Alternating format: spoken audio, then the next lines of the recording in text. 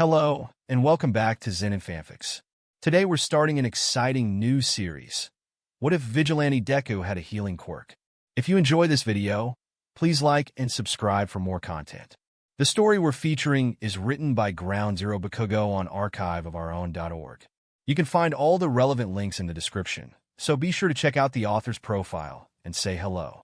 Now, let's dive into the story. He didn't exactly plan on becoming a vigilante. It just kind of happened. Maybe it was from the constant aggression Katsuki Bakugo always treated him with, or a determination to prove that someone with his quirk could excel as a combat hero. And so, he transformed into the elusive vigilante known as Zero, a figure whose notoriety spread far and wide. Despite the widespread awareness of his existence, Zero remained an enigma, outsmarting the police at every turn. No leads, no names, no accomplices. Zero left no trace of his presence, creating a difficult challenge for law enforcement. Even the most logical assumptions about his sniping posts or whereabouts proved futile, as Zero operated from locations far removed from conventional expectations. Izuku had steadily enhanced his strength by clearing beach trash for months and crafting his own gear from salvage parts. Despite the police's efforts to trace firearms back to him, he leaves no leads and no explanations as to how and where he got all of his weapons. Things were peaceful at first, police cases were light, giving them more time with their families, and villains were taken down quickly from wherever Zero would strike from.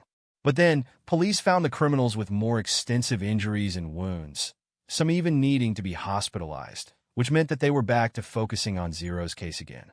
He might have been going easy on them for the first 4 years until his attacks started to get more violent. Instead of the common attacks from the distance, Zero has been engaging in hand-to-hand combat. They even called in the help of Eraserhead, given that he was an underground pro who specialized in this kind of stuff. But even then, Zero still managed to slip through his fingers every time. Eraserhead was lucky enough to see Zero's silhouette when he ran away. He had the skill that a pro hero possessed and spontaneously decided that he was a man in his 20s because of how agile he was, never even considering the fact that he could be a child. Izuku had started hunting the man who killed his mother. He was there when it happened and could tell that it was an accident, but that didn't have the fact that she was gone because the heroes didn't put the civilians first. He was forced to leave his home and live on his own, to drop out of school when he couldn't pay the tuition. Probably best that way. He didn't know if he could handle the bullying after the death of his mother. Izuku changed. Instead of the happy hero fanboy he once was, he was now full of hate for heroes and out for vengeance. He was getting more sloppy with his ambushes too, leaving all kinds of clues for the police to find. Eraserhead knew the signs of that though. Something happened to their vigilante, and he was going to find out what. Izuku slipped on his fingerless dark green gloves, flipping up the hood of his costume and pulling the extra fabric from his neck to cover the bottom half of his face, leaving only his dull green eyes visible. He opened the case where parts of Blackout were tucked safely inside and started to assemble the lethal weapon, transferring it into another case. He grasped his combat belt from the desk next to the nest of blankets and pillows he considered a bed. Honestly, it was pretty comfy. He made sure his knives, grenades, bow staff, and varieties of bullets were fully stocked before strapping it over his dark green costume. After pulling up his shin and knee guards, he slipped on the tall leather black combat boots and grabbed the case and his grappling hook. Zero tugged the window next to him open and fired the gun at a nearby building and flew up to the roof. Tonight was the night. He was going to find his mother's killer tonight. His eyes narrowed at the thought.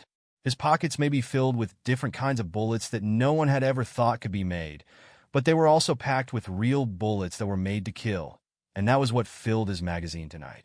He reeled in the grappling hook again and fell back off the tall building, free-falling for a few seconds before shooting his arm out and firing the gun again. The hook secured itself onto another building, and Zero swung through the crisp air of the bright city, keeping an eye out for any petty criminals or villains, even though he could see heroes patrolling. He was high enough that they wouldn't notice his presence as he kept flying through the air. Zero had gotten more skilled with not only his sniping skills to the point where he never misses and his healing skills over the 4 years that he was doing vigilantism and would still help anyone in the hospital every now and again. Sure, he couldn't regrow any organs or limbs that were lost, but he could make it so that they could get out of the hospital faster. He still helped people, but hardly showed any mercy to his targets. The vigilante reeled in the grappling hook again, and flipped like a professional gymnast onto a roof and elongated the bow staff before jumping down onto a mugger who was trying to take a woman's purse. Seeing him, the criminal jumped back when Zero swung his weapon to his head. He landed in a silent crouch in front of the crying woman, glaring at the man. He slightly paled when Zero stood, spinning the weapon in his hands, and attacked without hesitation. The man backtracked to the entrance of the alley, and Zero's staff hit the ground instead. He jumped off the brick walls, tackling the man and punching him until he passed out. Zero took out the zip ties in his pouch and tied the man's wrists and ankles together. After he was secured, he gathered the scattered belongings back into the light brown purse and put his staff away as he walked back to the weeping woman. He put a gloved hand on her shoulder and handed her the purse. Her hands trembled as she took the purse back and hugged it to her chest. Zero took her hand and pulled her up. "Hey, thank you," she said quickly, and Zero nodded, walking back to the man and shooting the hook out. He grabbed the back of the man's shirt and shot into the sky. Izuku sat on a building with a leg dangling off the side and eating the rice balls he made beforehand while staring at old articles of heroes. One in particular, Zepter, the blade hero, is known for the sharp blades that protrude from any part of his body. His eyes darkened from the memory.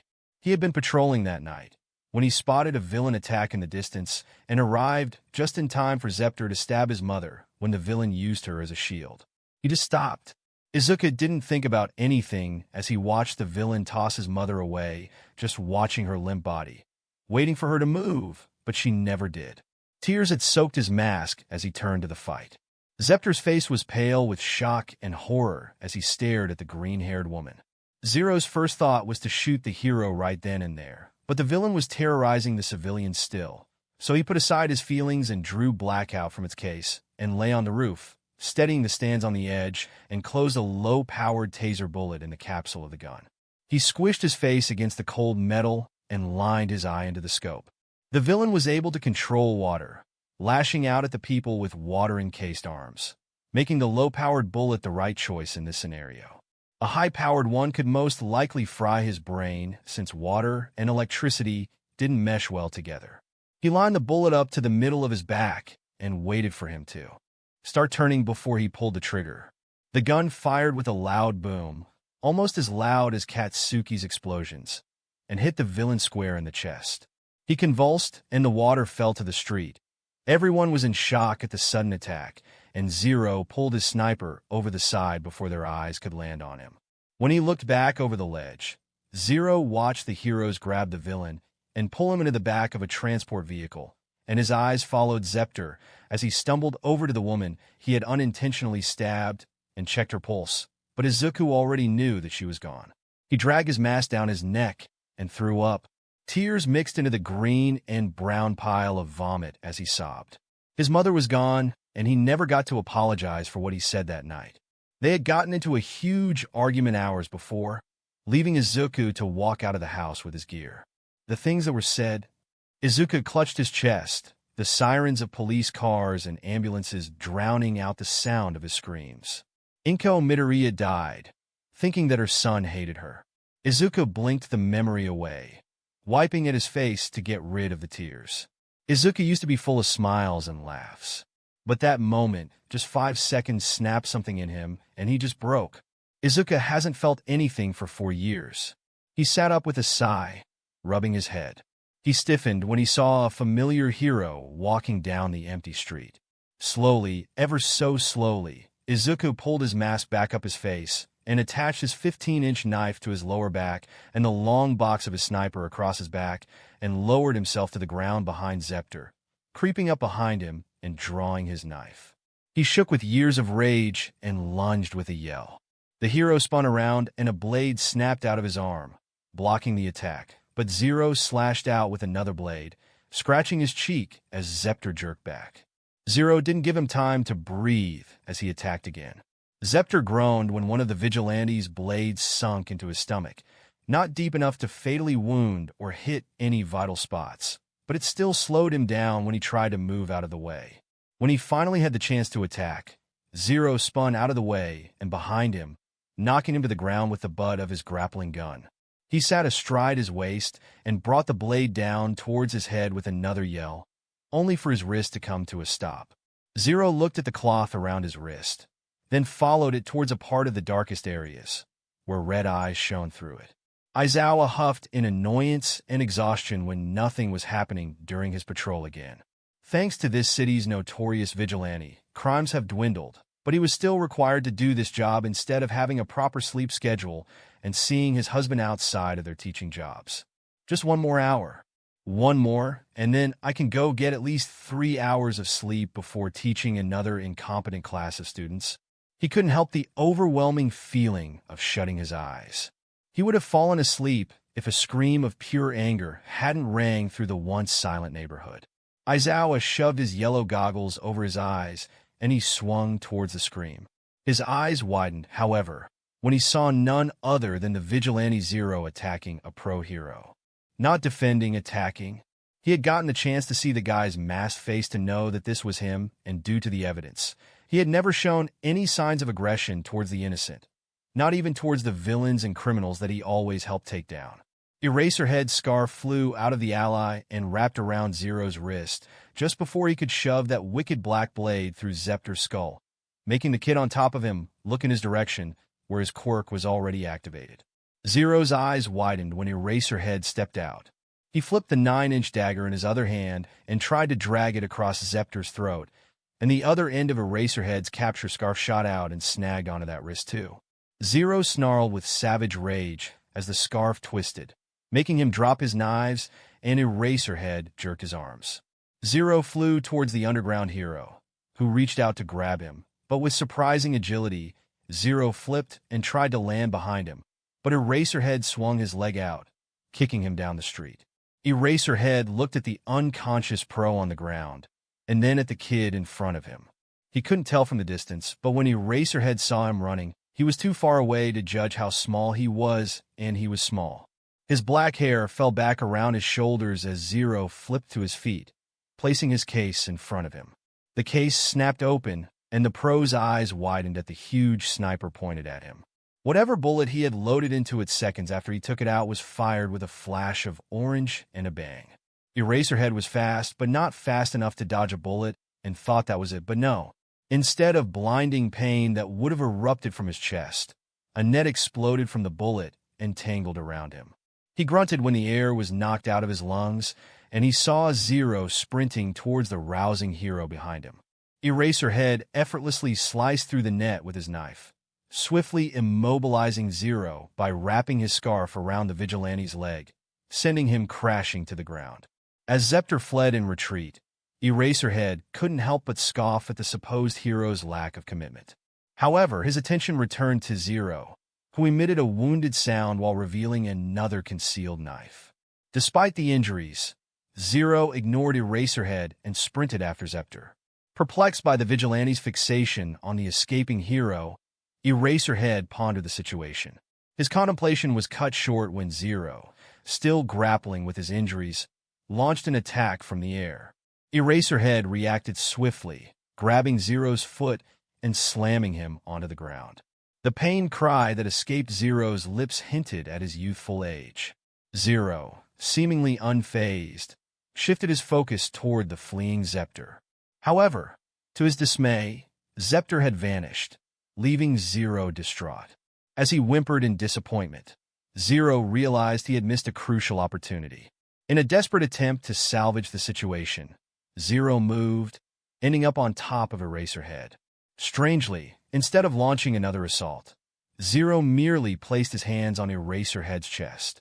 Eraserhead, observing the agony and tears in Zero's eyes, grew suspicious. Zero, overcome with emotion, whispered about a mischance. Suddenly, he twisted away, deploying his grappling hook to propel himself off Eraserhead. Snatching Blackout's case from the ground, Zero vanished into the shadows, leaving Eraserhead to figure out what the hell just happened. 2 days later, Izuku sat on top of his favorite building, soaking in the orange and red sunset across the city with his head cushioned on the arms that were on the railing. He hadn't tried to find Zepter again. He hadn't done anything, just lay in the pile of pillows and blankets in a daze before finally going out and getting some fresh air. He couldn't stop thinking about the fight with Eraserhead. Izuku may have lost his respect for the heroes, but Eraserhead was one of his idols. Scratch that, he was his idol. It used to be All Might, but as he learned more about vigilantism, he studied the underground hero and named him his new favorite pro. He didn't bother pulling up his hood or mask, resisting the urge to place his hand on the sniper next to him when someone jumped onto the roof behind him. Footsteps walked up and stood beside him, hands in their pockets. His eyes shuddered at the all-black loose jumpsuit and a gray scarf around his neck. Aizawa stared at the sunset, taking into view before getting a look at the kid who managed to evade the police and heroes for 4 years and had to rein in his shock. He was no older than 12 or 13, and he was out here as a vigilante. He took in the slightly chiseled cheekbones covered in freckles, his messy green hair, and lifeless matching eyes. Izuku let a bitter smile grow on his face. "Come to arrest me, Eraserhead?" he rasped. Aizawa sighed. "No, I saw you up here and decided to try and talk to you. Although I was expecting a chase." Izuku huffed. "Sorry to disappoint. This is where I come to unwind. I love the view of the city from up here." The sun crept lower and lower over the horizon before disappearing, leaving a blue and purple-colored sky behind it. The kid's eyes closed. "Now that you found out that I'm just a teenager, what are you going to do? Turn me in? Arrest me for attempted murder and vigilantism?" The man leaned against the railing. "None. I won't do anything, and not because I found out you were a kid. I just wanted to talk," he said calmly, making Izuku chuckle. "Fine, go ahead. I have time for a Q&A," he said, not taking his eyes off the brightening buildings. Aizawa softly said, "How old are you?" 13. Izuku responded truthfully. "I started building my own gear with the scraps and trash from the beach before I started cleaning as extra strength training. Then I got out into the field at 10, teaching myself how to fight and snipe." The man allowed a brief pause, waiting to see if Zero had more to share. Then he inquired, "What's your quirk? Do you have a sharpshooting vision?" A bitter smile crossed Zero's face as he responded, "No. Sniping was just a skill that I learned. My real quirk is healing-based, called vitokinesis. I can heal almost any injury, except regrowing limbs and organs. I started doing this to show everyone that I could be strong. That your quirk doesn't determine what kind of hero you will be. That's why I admire you so much," he added, surprising Aizawa.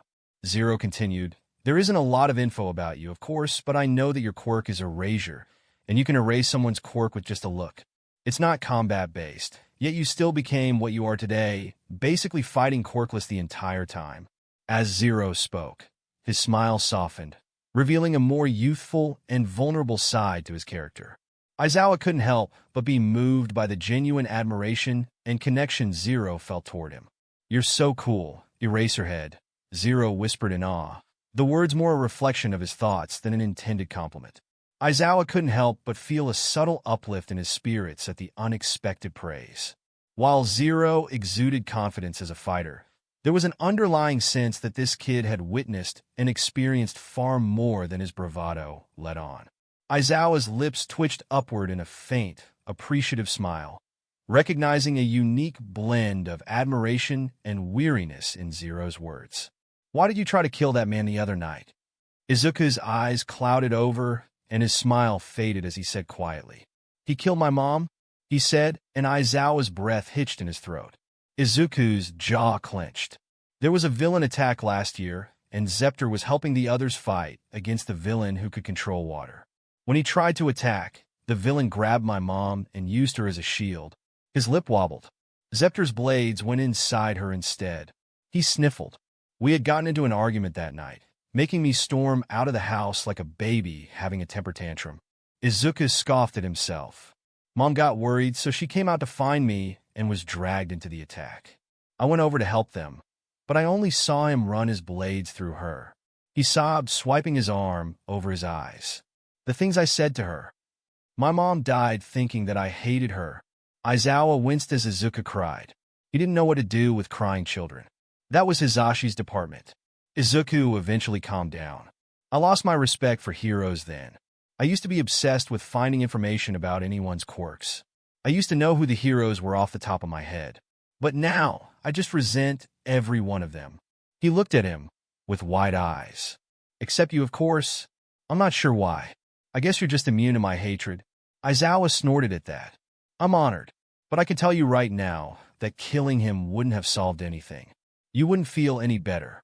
In fact, you would probably feel even worse. Killing isn't the right answer, no matter what excuses you have. He put a light hand on his shoulder, making Izuku look up. You have skills, kid. Skills that a pro has. That's why all of us thought you were in your 20s. I guess it worked out for you, though, since it made them suspect you even less. Izuku closed his eyes with a smile. I've been very proud of myself for not being caught. He looked at him again. What else did you want to ask? This was it. This was why Aizawa initially came up here. Let's team up. After just 2 months of working together, they realized that they were a great team. While Izuku focused more on sniping from a distance, Aizawa took care of the close combat. Aizawa would have still managed well on his own, but working and seeing the kid every day brought him comfort. Ever since he found out that he was just a kid, he felt the need to protect him, even though he knew damn well that Izuku could take care of himself. He proved that much when they would spar together. Izuku became brave enough to finally show Aizawa where he was staying, and the adult wasn't very comfortable with a 14-year-old living like this, even if he kept insisting that the nest of blankets and pillows was comfortable. That's right, 14. Izuku had his birthday on July 15th. Somehow, Aizawa found out and bought him a little cake. He had tried to convince him that he could stay with him and his husband, but the small fighter was very stubborn, and now he knew another place where he could find Izuku if he ever wanted to see him off duty. What if you came to UA? Aizawa had said suddenly one night while they were walking down the street in full uniforms. Zero's masked face snapped to him. I'm a vigilante. I'm on the other side of the law. Isn't it a little late for me to become a hero? We have a rehabilitation program, and kid, with your skills, I bet you could get your license and become a pro hero. Zero was startled at that. Me? A pro? I don't know. If you become a pro, then you have the authorization to engage in combat with the villains, legally. He explained. No one knows what you look like in and out of the costume, so no one would recognize you. Zero bit his lip. He had wanted to be a hero since he was little. But I told you that I lost respect for heroes. Why would I want to become one? Well, for one, you are already rescuing people like a hero. But you have been hurting the criminals, which is against the law for uncertified quirk users to use their quirks to hurt the villain. That had Zero raising an eyebrow. But I don't use my healing, I snipe and fight. To use my quirk while I'm trying to apprehend the criminals would be counterproductive. He joked. Aizawa rolled his eyes at the kid. Zero suddenly stopped, looking out ahead of them. The man reached up to pull his goggles over his eyes when Zero knelt and snapped the clips of his sniper case. Eraserhead was amazed at the sheer speed that Zero demonstrated while assembling all of the parts. When he finished, he lay on the ground, balancing the lethal weapon on its stance. Eraserhead wasn't sure what he saw because, to him, nothing was ahead of them. Zero reached back and pulled out a thick rubber yellow bullet, loading it into the capsule on the side, pulled the clip back and waited. Eraserhead knew better than to ask what he was waiting for and just kneeled beside him. Then, he was shocked when shouts sounded from the street around the block. Zero fired the gun at nothing, and then a man carrying a thick bag of jewels bolted around the corner. The bullet hit him square in the chest, and he convulsed. Yellow lightning crackled around him. He dropped the bags and fell to the ground while Eraserhead was trying not to gape stupidly. This kid was insane. Zero hummed with satisfaction and folded the stands underneath the gun so it fit better in the case.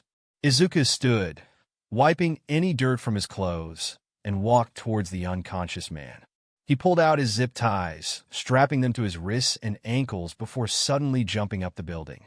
When more yells came from around the corner and sirens accompanied them, Eraserhead threw out his capture weapon and joined his partner on the roof. Police officers ran around the block and stopped when they saw the thief just lying there. But then they noticed the zip ties and the bullet that was still lodged into the man's chest. It was nuts that Zero's bullets wouldn't go through the target's body, but it would leave one hell of a bruise. Zero has been here. Look. The officer stuffed his hand through a plastic bag and grabbed the bullet. It's one of his paralysis bullets. Zero nudged the adult beside him, jerking his head back. Eraserhead got the message, and they jumped away from the crime scene. Izuku blended in with the huge crowd gathered beneath a bridge, listening to what the civilians were saying as a criminal with an enlarged quirk blocked off the rest of the road. A quirk like that, and he's just a petty thief. Got held up, the train's out. Another villain. Izuku deadpanned at that. It was annoying to him that people couldn't tell the difference between a small-time criminal and a real villain. Criminals break the law just to get something that they want, and villains are people who actually enjoy breaking the law. Some would call him one, but he was helping people. Breaking the law just couldn't be avoided for him. Girls were squealing as the new hero, Kamui Woods, swung overhead. In Izuku's opinion, he was being a little too dramatic with his job right now, probably more focused on looking cool to the public. In a way, he understood that. New heroes always tried to make it memorable. But there was a thing of going a little too far when it came to ego. Izuku rolled his eyes when Kamui Woods addressed the criminal. Assault, robbery, and illegal use of powers during rush hour traffic. You are the incarnation of evil. Izuku scoffed at the absurdity and walked back down the street. He could hardly call that evil. Izuku had never seen evil, but he knew it was out there, and that was definitely not it. Izuku looked over his shoulder when an explosion boomed from a nearby alley. Another criminal. Seriously, was it so hard to just ask for a peaceful day? Just one. Curiosity got the best of him, and he crossed the street and joined the crowd. Many fires were spread out across the ground, and burning posters and signs were on the wall. He sucked in a harsh breath. It was in fact another criminal, but this one had a hostage. His entire body was made of green sludge, making him look like he was from a sewer. Izuku's green eyes were wide, and he almost dropped the bags of groceries in his arms. He had encountered numerous hostage situations before, but those typically involved threats to life. This one was different. He was actually killing him. The criminal relentlessly pushed his sludge into the boy's airways, snuffing out his ability to breathe. However, the captive fought back tenaciously, setting off explosions in a desperate struggle for survival. The explosions became the first clue to the identity of the defiant individual. The second came when he managed to break free from the sludge, unleashing a resounding yell. "You picked the wrong guy to mess with. I'm going to send you back to the sewer you crawled out of. Let me go." Explosions erupted from his hands, marking the third clue. Finally, their eyes locked. Eyes filled with panic and fear, a silent plea for help that connected with Izuku's own gaze. Izuku would never forget Katsuki Bakugo's red eyes. He ran into the next alley, unzipping his yellow backpack and pulling out his costume. Unfortunately, he left Blackout back at the warehouse, but that was okay. It wasn't meant for close combat anyway. Maybe he should invest in getting a handgun. Zero buckled his belt around his waist and flipped the hood of his jacket up to cover his green hair, pulled up the mask over his face, and ran back out, jumping over the civilians and heroes. "No, you idiot. Stop. You're going to get yourself killed." Death Arms yelled behind him. "Oh, and what do you plan to do? Stand there and watch a child die? You're nothing but pathetic excuses for heroes." Zero's voice echoed with anger. He refocused on the criminal, who lunged forward, launching a relentless attack. With swift agility, Zero leaped and dodged, evading the assailant's slimy arms. His entire form is composed of sludge. Landing an effective blow against his body won't be easy. Zero's eyes narrowed in contemplation. But his eyes! In a calculated move, Zero retrieved a small pocket knife. Flipping it open, he held the blade delicately between his thumb and index finger before expertly hurling it through the air. The knife spun with precision, finding its mark in the criminal's left eye. A sharp scream of pain pierced the air as the criminal's mouth widened, revealing Katsuki's trapped body. Without hesitation, Zero seized the moment, gripping the forearm and pulling Katsuki free. Gasping for air, Katsuki sucked in the precious oxygen now available. The criminal emitted a gurgling screech of rage, blood streaming from the injured eye, and launched another ferocious attack on Zero. "You damn brat! I'll kill you!" Zero pulled out his bow staff and extended it, bending his knees to attack, but someone else beat him to it. All Might himself swooped down and punched the criminal, creating a huge tornado of air from the force. Zero grabbed the back of Katsuki's uniform. He pressed a button on the staff, and a sharp blade shot out of the bottom. Zero embedded it into the ground, just as the wind made the teenagers fly off their feet. Zero made sure to keep a secure grip on his childhood best friend as he held onto his staff with a white-knuckled grip.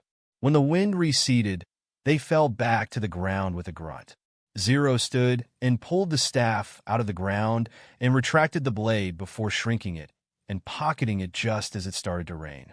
In front of him, All Might stumbled back, barely noticeable, but still made the vigilante's eyes narrow as the symbol of peace raised his fist in the air and everyone cheered.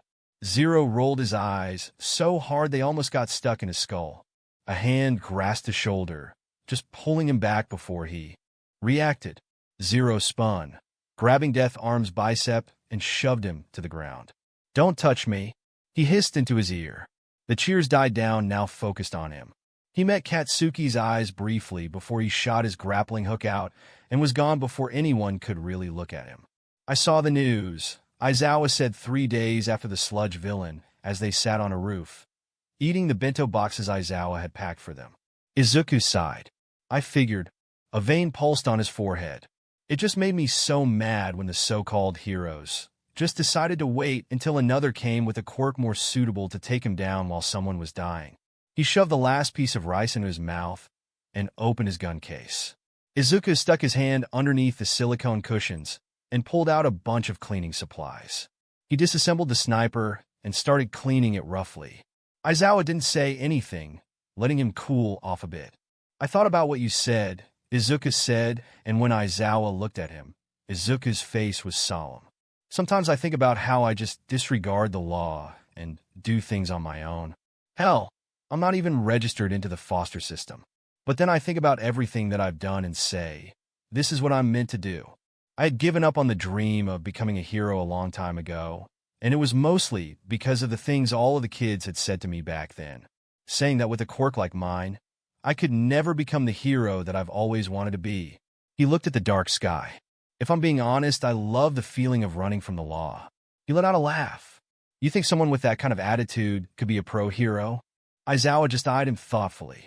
"I think that someone who is so determined to protect the people who simply get their purses stolen can be a hero, not just fighting villains.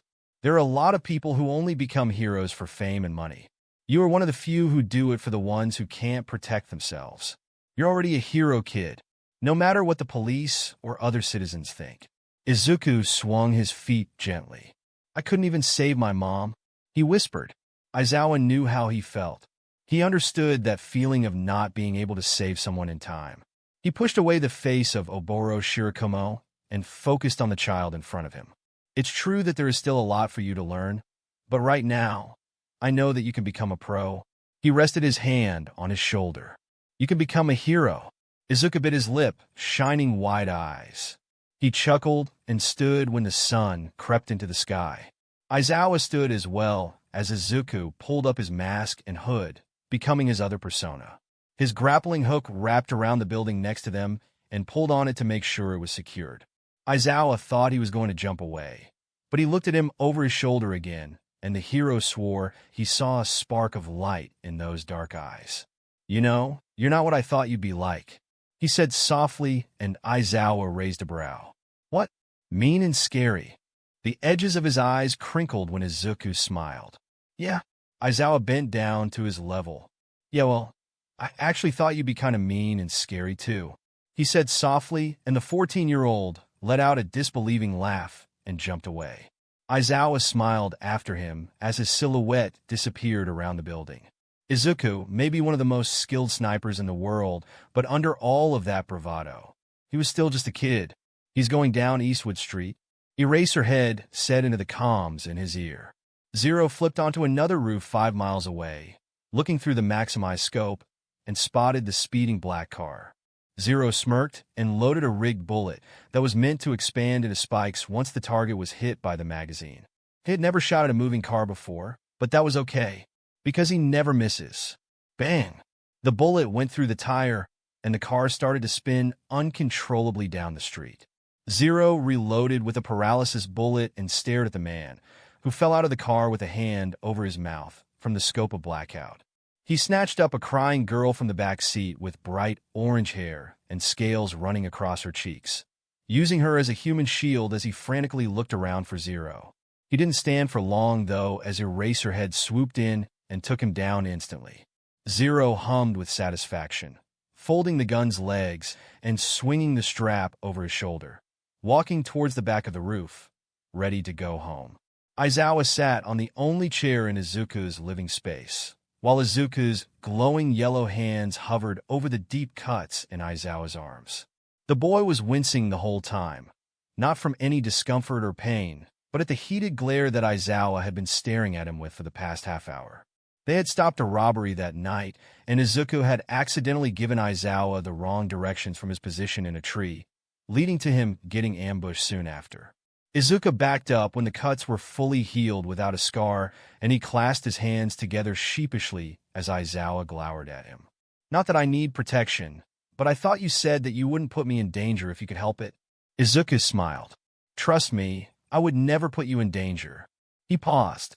Again, when the adult didn't say anything, Izuku wanted to meld into the floor. "Okay, I can't promise, but it's time to go out again. Are you in or out?"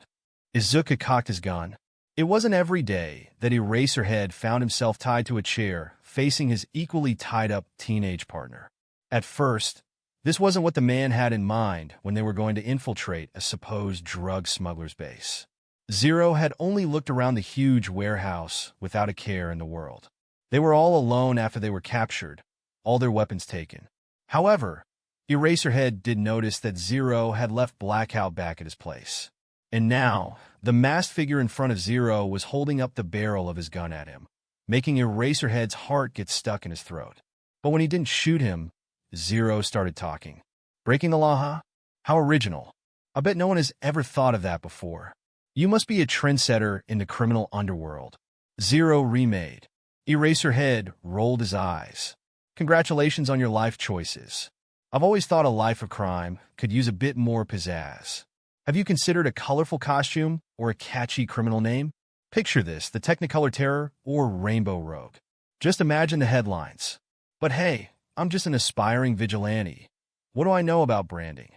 Maybe stripes on your prison uniform will be your signature style." The man's eyebrow twitched in annoyance. "Are you trying to make me squeeze this trigger?" Zero's eyes examined the drug smuggler up and down and raised a brow under his hood. "It would speed up the process." "Don't worry. I'm going to do it," he said. They weren't sure if he was saying that to convince them or himself. Zero snorted. "Okay." He wiggled in his seat like he was getting more comfortable and stared him in the eyes, making the man uncomfortable. "I am. Whatever. I am. I'm going to shoot you." Zero hummed, stared at the gun pointed at his head, and waited. And waited. And waited.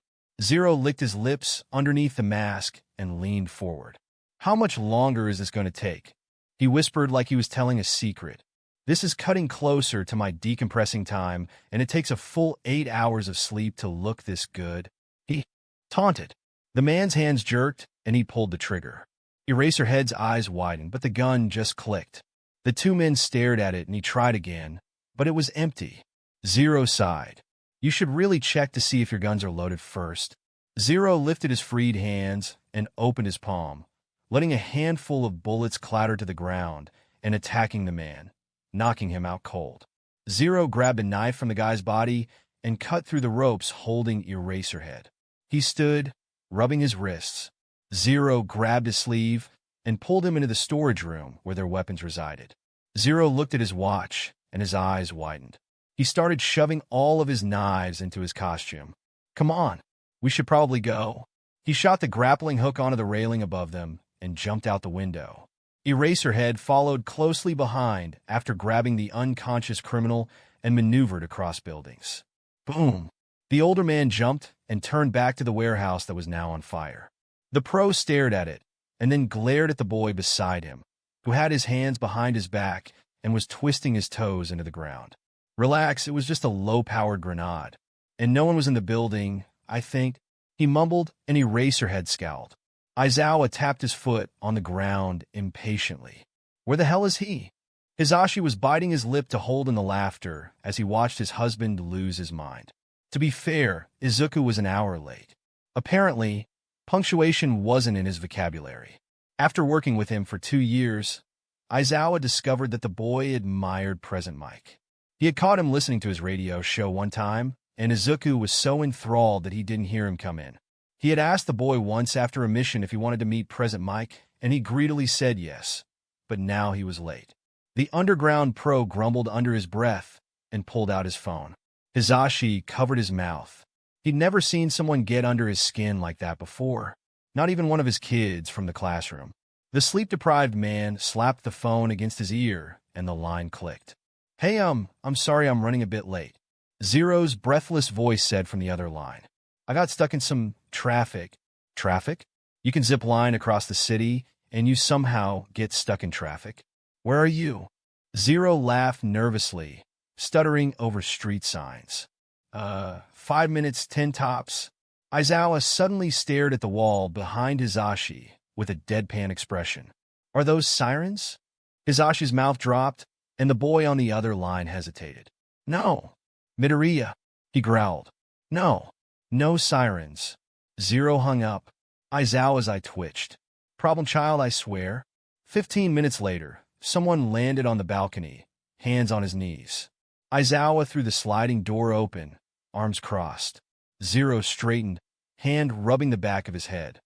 Sorry, he said sheepishly when Aizawa loomed over him. You didn't expel your class this year? Not even one person? You must really like them, Izuku said, biting off another piece of his rice ball. Aizawa rolled his eyes. What do you want me to say? That I saw potential in all of them and decided to keep them for myself. Izuku opened his rice-filled mouth. Oh my gosh. I never thought I'd live to see the day that the Eraserhead actually likes the kids in his class this year. Aizawa's lips tightened. There is this one boy, though. He's strong, but he thinks too highly of himself. Izuku shoved the last piece into his mouth. Oh, and what's his quirk? His sweat acts as nitroglycerin, and he uses it to make explosions. He explained, and Izuku stilled. Aizawa noticed the sudden silence and looked at him.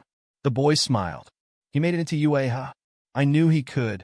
Aizawa raised a brow. You know him? Izuku's smile went sad. Katsuki Bakugo? Yeah, we were childhood friends. He pushed me away after my quirk manifested. He was pretty angry about it. The teacher's mind reeled at this information. He pushed you away because of your quirk? Izuku nodded. We were going to be the best hero duo, with him being number 1. UA was our dream school, but my quirk isn't made for combat. So he got rid of me. He looked at his hands. I know he's aggressive and a jerk, but I miss my best friend. Policemen and fire trucks sped by, alarms blaring. The two of them donned their second personas and followed. Aizawa rolled his eyes at the commotion in the back of the bus. Bakugo was riled up again, thanks to them insulting him. He thought about what Izuku had told him about him, and he kept an eye on him the next day and noticed a green and black bracelet made out of string on his wrist. That had him curious because Izuku played with the matching orange and black bracelet on his wrist sometimes. Maybe Bakugo missed him too. Izuku said that since they couldn't find him, the police announced him dead, so he had a gravestone next to his mother. I'm going to encourage this dumbass to explode, he yelled, and Aizawa had enough. Luckily, their destination was in sight. Hey, enough, we're here. Seriously. And he thought Izuku was his only problem child. He was too tired for this. This whole class was the definition of chaos. He got off the bus and ignored the students as they awed at the huge dome-like building. Welcome to the USJ, he simply said and walked up the steps to the building where 13 was waiting for them. When everyone was inside, Aizawa closed the metal doors and walked up to the rescue hero. Wasn't All Might supposed to be here today? Let me guess, he booked an interview, he said sarcastically. He was a good hero, But he hated the way that he just soaked up all of the attention and showed off for the people instead of doing his job. 13 held up 3 fingers, saying that he was resting in the teacher's lounge. Ah, so he used up all of his energy stopping crime this morning, huh? Aizawa scowled. The big oaf is so careless, and that irked him in so many ways. His phone dinged, and he dug it out of his pocket while 13 explained what they were doing today. It's kind of hard to do my job if someone else is taking all the glory. Izuku didn't sound very happy with the man either. Aizawa almost smiled. He had never met anyone else who wasn't the biggest fan of the guy. His hands hovered over the keyboard to respond, and his screen suddenly went black. He raised a brow, confused. Then the spotlights above them shattered. His dark eyes widened, and he slowly turned to the bottom of the stairs. The fountain stuttered before it went out, and then a black and purple mass exploded out. Aizawa paled, and a hand stuck out from the warp gate, pushing it back to reveal a face that was covered with a severed hand. Soon after that, hundreds of people started coming out of the warp gate. Aizawa spun around, holding out an arm when the students tried to follow. "Stay back. This is real. Those are villains." He pulled up his goggles and grasped his scarf. 13, protect the students. He jumped down the stairs. The alarms haven't gone off. Is someone's quirk interfering with the signal? He activated his erasure and took down 3 of them instantly. Others lunged at him, and he expertly dodged all of the kicks and punches before retaliating with his own. He was so used to having Zero in his ear and fighting with him that felt weird to fight on his own again. But it was nothing that he couldn't do on his own. In the corner of his eye, the warp gate villain suddenly disappeared in front of the students. Damn! I look away for 1 second, and the guy that seems like the most trouble gets away. He wanted to go back up, but more villains stood in his way. God, they never ended. So he kept fighting them, trusting 13 to take care of them. The one with the severed hand stepped forward, and Eraserhead kicked the last villain away and ran towards him as well. Final boss. First it was 23 seconds. Then it was 24 seconds. The villain latched onto the scarf that came for him. And then 20, then 17. Shigaraki reached for him, but Eraserhead dodged and elbowed him in the gut. Shigaraki grabbed his elbow and leaned in just as Eraserhead blinked. It was hard to see when you were jumping around, but I've found your tell. It's your hair. Eraserhead's bloodshot eyes widened, and his black shirt began to decay. He grunted and tried to pull back, but Shigaraki held on. When it drops, it means you've stopped using your quirk. You're having to blink more often. Don't push yourself too hard now. You might just fall apart. Wouldn't that be a shame? His skin cracked until the muscle appeared.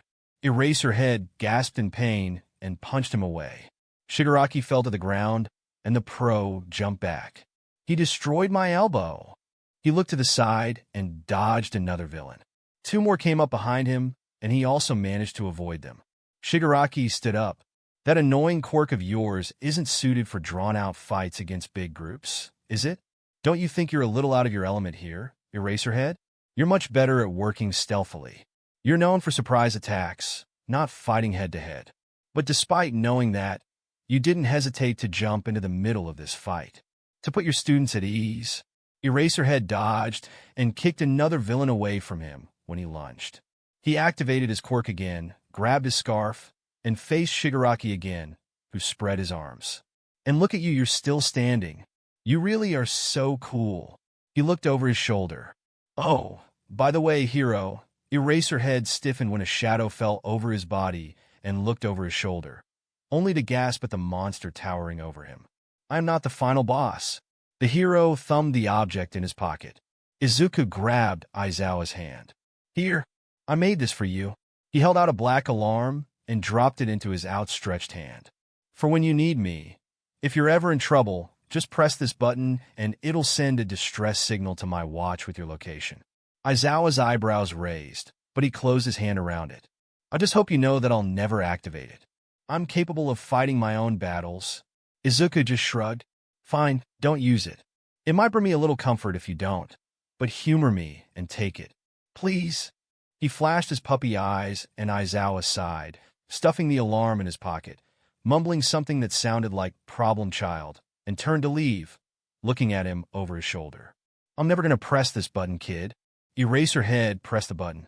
Izuku sneezed when gunpowder erupted from the barrel of Blackout and into his face. He was so bored.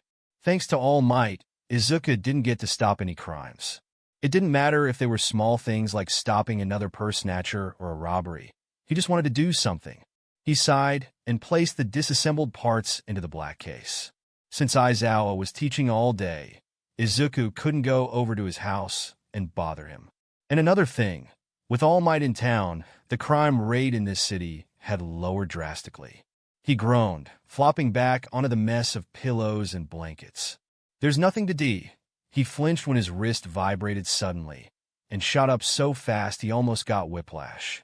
He looked down and saw a location on the screen. Eraserhead's location. He pressed the button. Izuku went pale, but changed into his costume in record time and flew out of the window. It took him longer than he wanted to get to the USJ, but he eventually landed on top of the glass dome. He scanned the situation and snarled at the beast restraining Aizawa. Zero assembled and loaded his sniper with the strongest bullet he had lined up to the creature. Bang! The bullet ripped through Nomu's chest. The thing screamed, grip loosening from around Eraserhead, and Zero took his chance of shooting through the glass and scooping Aizawa up from the ground just before the bullet detonated inside the beast, leaving a gaping hole. Zero spotted Shigaraki crouched over two kids and lunged for him next. The younger boy's rapid movement left a gust of wind in its wake, dislodging Shigaraki's severed hand mask. With agile precision, Zero grabbed the two kids from the water, a fluid display of heroism. He ascended swiftly, returning to the upper level where others were gathered on top of the stairs. The girls, tears streaming down their faces, cradled 13, whose mangled back bore witness to the brutal assault. Aizawa was gently laid down as the gravity of the situation hung heavily in the air. Frustration flared within Zero as he directed a hiss at the unconscious man. "You idiot," he whispered harshly, retracting the grappling hook into the gun. A fistful of high-powered paralysis bullets clenched in his hand. Zero glared at the scene. Witnessing Nomu regenerate itself after the previous bullet impact, he decided on the next best course of action, to paralyze the formidable foe and hope for the best. "Why didn't you press it sooner? I could have helped." Zero loaded the paralysis bullets into his weapon and marched towards the top of the stairs, his gaze fixed on the teenagers. "What happened?" he demanded from the students behind him, adjusting his sniper on the ground. Silence hung in the air, prompting Zero's frustration to morph into a snarl. "Tell me, what happened?" The girl in green stepped forward, her voice trembling as she began recounting the nightmarish events that unfolded in the USJ, and Zero listened intently, his masked expression revealing nothing of the turmoil within. Then the boy in yellow and white stepped up. "Our classmate, Tenya Ida, managed to escape and go alert the pros at the school." The girl in green stepped forward. "They said that they were here to kill All Might." Zero nodded once. "That must be what that thing down there is for." With a swift, almost predatory movement, Zero lowered himself to the ground, lying on his stomach as he lined up the sniper with the monstrous Nomu, who was starting to rise. Shigaraki and Kirojiri scanned the USJ, attempting to locate the elusive vigilante. Zero cocked the sniper, his focused gaze locked on Nomu, and pulled the trigger. The rubber bullet whizzed through the air, finding its mark on Nomu's neck. Immediately activated, the creature collapsed to its knees once again. Shigaraki and Kirojiri spun their attention to their creation, still unaware of the vigilant figure lurking in the shadows. Zero, undeterred and fueled by the thrill of battle, swiftly loaded another bullet into his sniper, ready for the next move in this high-stakes confrontation. The intensity of the moment hung thick in the air as the mysterious vigilante prepared to face the looming threats in defense of his allies. Bang! Bang! Bang! Nomu went down again, twitching feebly on the ground. If Zero was right about the regeneration time, then he should have at least 1 to 2 minutes before the effects wore off. A way shorter time than what even one of those bullets can really last. Zero directed it to Kirojiri next, knowing that he was going to be a problem while he took on Shigaraki. Bang! The bullet went through Kirojiri's armored neck, and lightning sparked around him. There! Problem solved. Zero dusted his gloved hands off and stood, throwing Blackout across his back. Shigaraki finally spotted him at the top, and Zero drew his 15-inch knife. "How long ago did your classmate escape?" "About 10 minutes ago," the muscular boy in yellow told him. Zero's low hum resonated through the tense air as he and Shigaraki locked eyes in an unspoken challenge. "And where are the rest of you?" Zero inquired, his tone steady and analytical. "We don't know. That purple mist guy scattered us everywhere." Nodding with understanding, Zero contemplated the scattered heroes on the ground. Judging from the ones on the ground, those were their minions, or were there more? If there are, then he probably sent all of them to fight your classmates in the other areas, he deduced, his sharp eyes narrowing in thought. He shifted his attention to Azui, addressing her directly. "Your name is Azui, right? And your quirk is Frog?" Zero's question hung in the air, and Azui responded with a jump of surprise, emitting a distinct ribbit. "I found you guys in the water. They must not know what your quirks are, or else they would have sent you to the fire zone over there," he observed, a strategic glint in his eyes. Zero clicked his tongue in mild frustration, grappling his hook up to the support beams. With swift and calculated movements, he swung toward Shigaraki, who had his hand outstretched, fingers tense. Zero twisted away from the outstretched hand, and Zero seamlessly skidded to a stop behind him. The precision of Zero's maneuvers showcased his combat prowess, leaving a momentary lull in the confrontation as both adversaries assessed each other's next move. The urgency of the situation intensified, and the dance between vigilante and villain unfolded with a cadence of calculated strategy and unpredictable finesse. But Zero didn't see his foot coming until the air was kicked out of his lungs. He wheezed and slid to a halt a few feet away, holding onto his stomach. "Five-fingered activation. Huh, I can work with that. Who are you? Another NPC?" he said. Zero's eyebrows shot up and straightened, unsheathing his knife and flipping it into the air, catching it by the handle when it came back down. A smirk played on Zero's masked face as he responded to Shigaraki's taunt. "NPCs are just scripted lines and predictable actions. I'm more like a hidden boss with a few tricks up my sleeve," he quipped, his tone laced with a hint of amusement. Shigaraki's eyes gleamed with curiosity. "Hidden boss, huh? Well, this just got interesting. Let's see if you can survive the next level," he replied, a wicked grin forming on his face.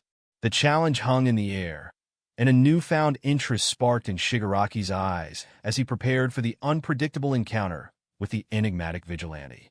Zero's masked face betrayed no emotion as he countered Shigaraki's offer with a smirk. "Join your party? I prefer gatherings where people aren't trying to destroy everything. Call me old-fashioned, but I'm not in a chaos for chaos's sake. Now, if you're looking for someone who knows how to make a grand entrance and steal the spotlight, you might want to reconsider your recruitment strategy." Shigaraki's twisted grin faltered for a moment, replaced by a thoughtful glint in his eyes.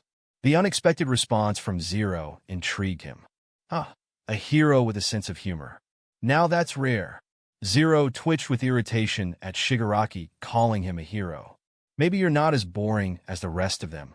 Shigaraki's interest was piqued, a sinister curiosity lurking beneath his words. "Let's see what you've got, vigilante. Show me just how entertaining you can be." He crossed his arms. "Nomu." The monster rose to his feet, and Zero cursed under his breath. The paralysis had worn off. He calmed his nerves and was pulled to the ceiling by the grappling hook to dodge the monster. It jumped from the ground, and Zero unhooked the rope from his belt. Dropping towards Nomu, grabbed the thick arm and plunged his black blade through its neck. Nomu screeched, and they fell back to the ground. They fell to the ground, and Zero did a straight-body backflip, extending the bow staff and swinging at Shigaraki, who sidestepped and tried to touch him again, but Zero grabbed his wrist and flipped him over his shoulder.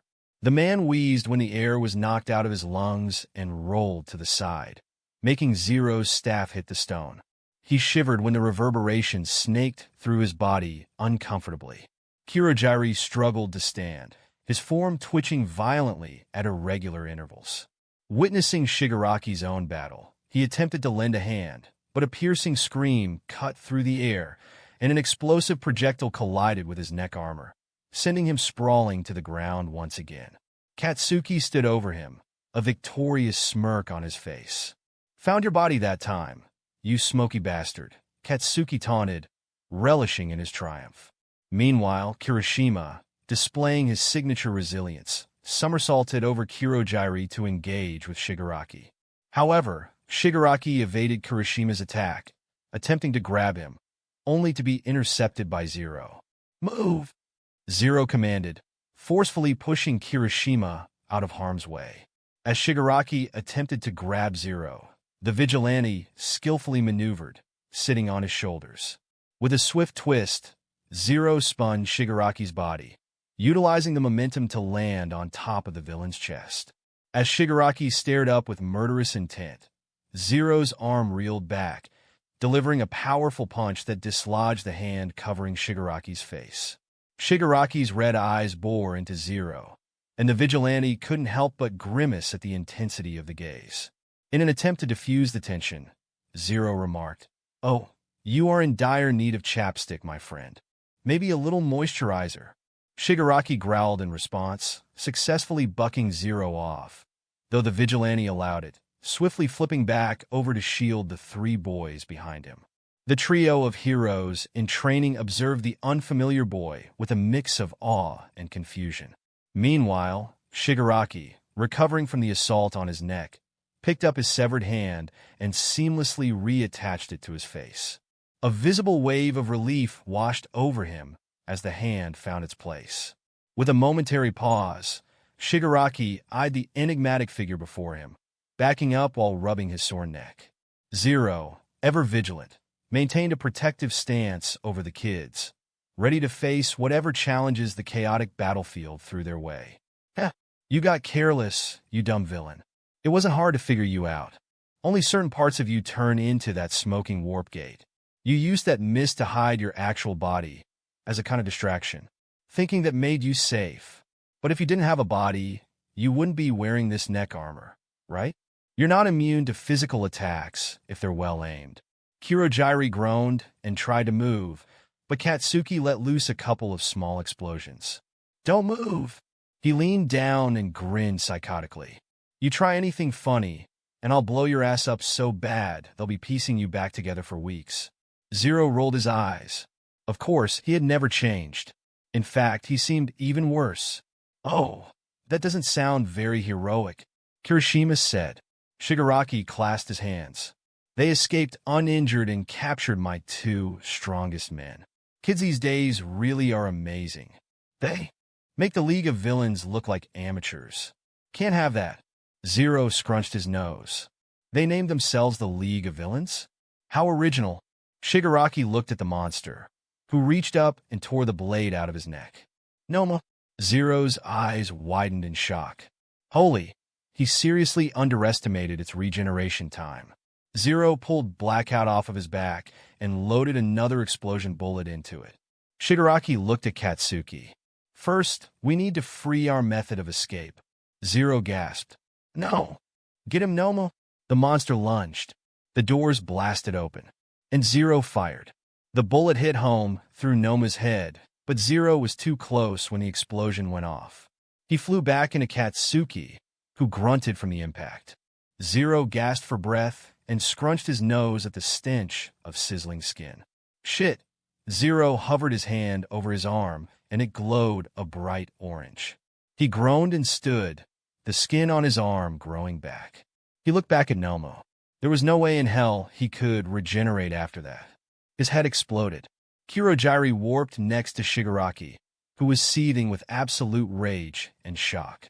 He cheated. The villain reached up, scratching his neck until his dry skin tore. Farther from them, the minions that Aizawa had taken down were starting to regain consciousness. Then he walked in. Everyone was quiet, as All Might appeared at the top of the stairs.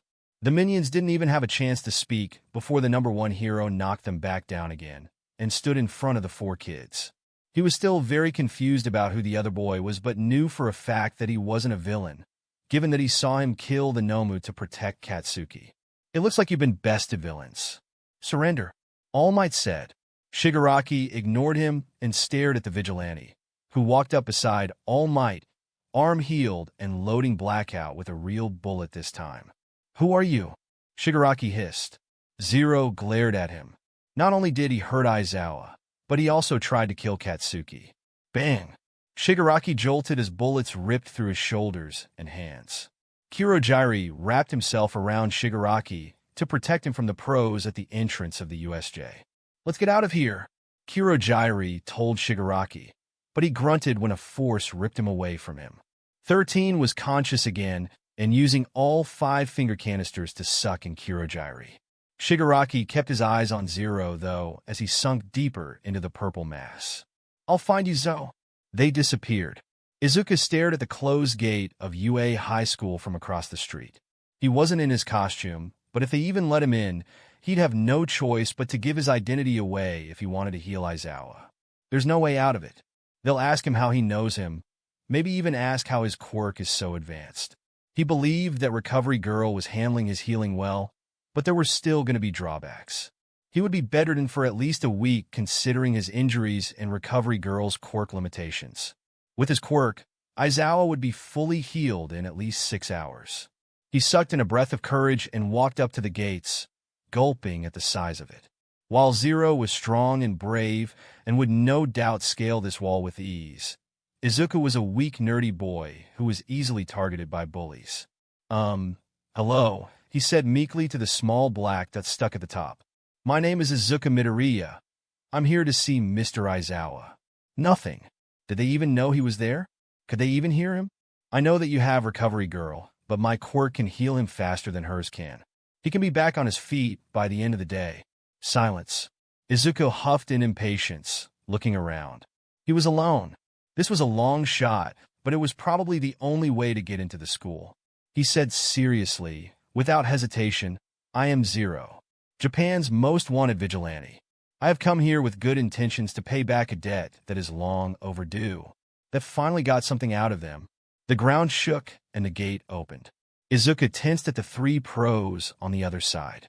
Years of analysis and observations told him that the ones on the side were Snipe and Midnight, and the one in the middle, Principal Nizu, one of the most intelligent beings in this world.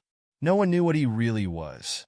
Whether he was a mouse, a bear, a stout, anything, not even him.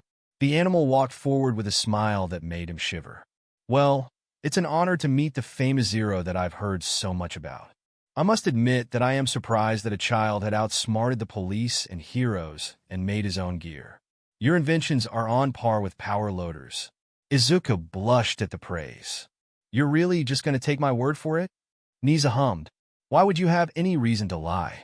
You say that you've only come to heal one of my teachers with a healing quirk that is better than our dear Recovery Girl." His smile turned a little wicked. "Are you lying?" The boy shook his head. No, I'm not." Nizu waved a white paw. "Then come inside. Tell me how you know Eraserhead." Izuku couldn't help but hesitate. This seemed a little too easy. They were just going to let him in? Without some kind of proof? Surely they would be suspicious about a kid admitting that he was Zero instead of an adult. Especially after what just happened at the USJ. Izuku moved his foot back slightly. This was a bad idea. If they are really taking me seriously, then they know who I am now. My name, my face.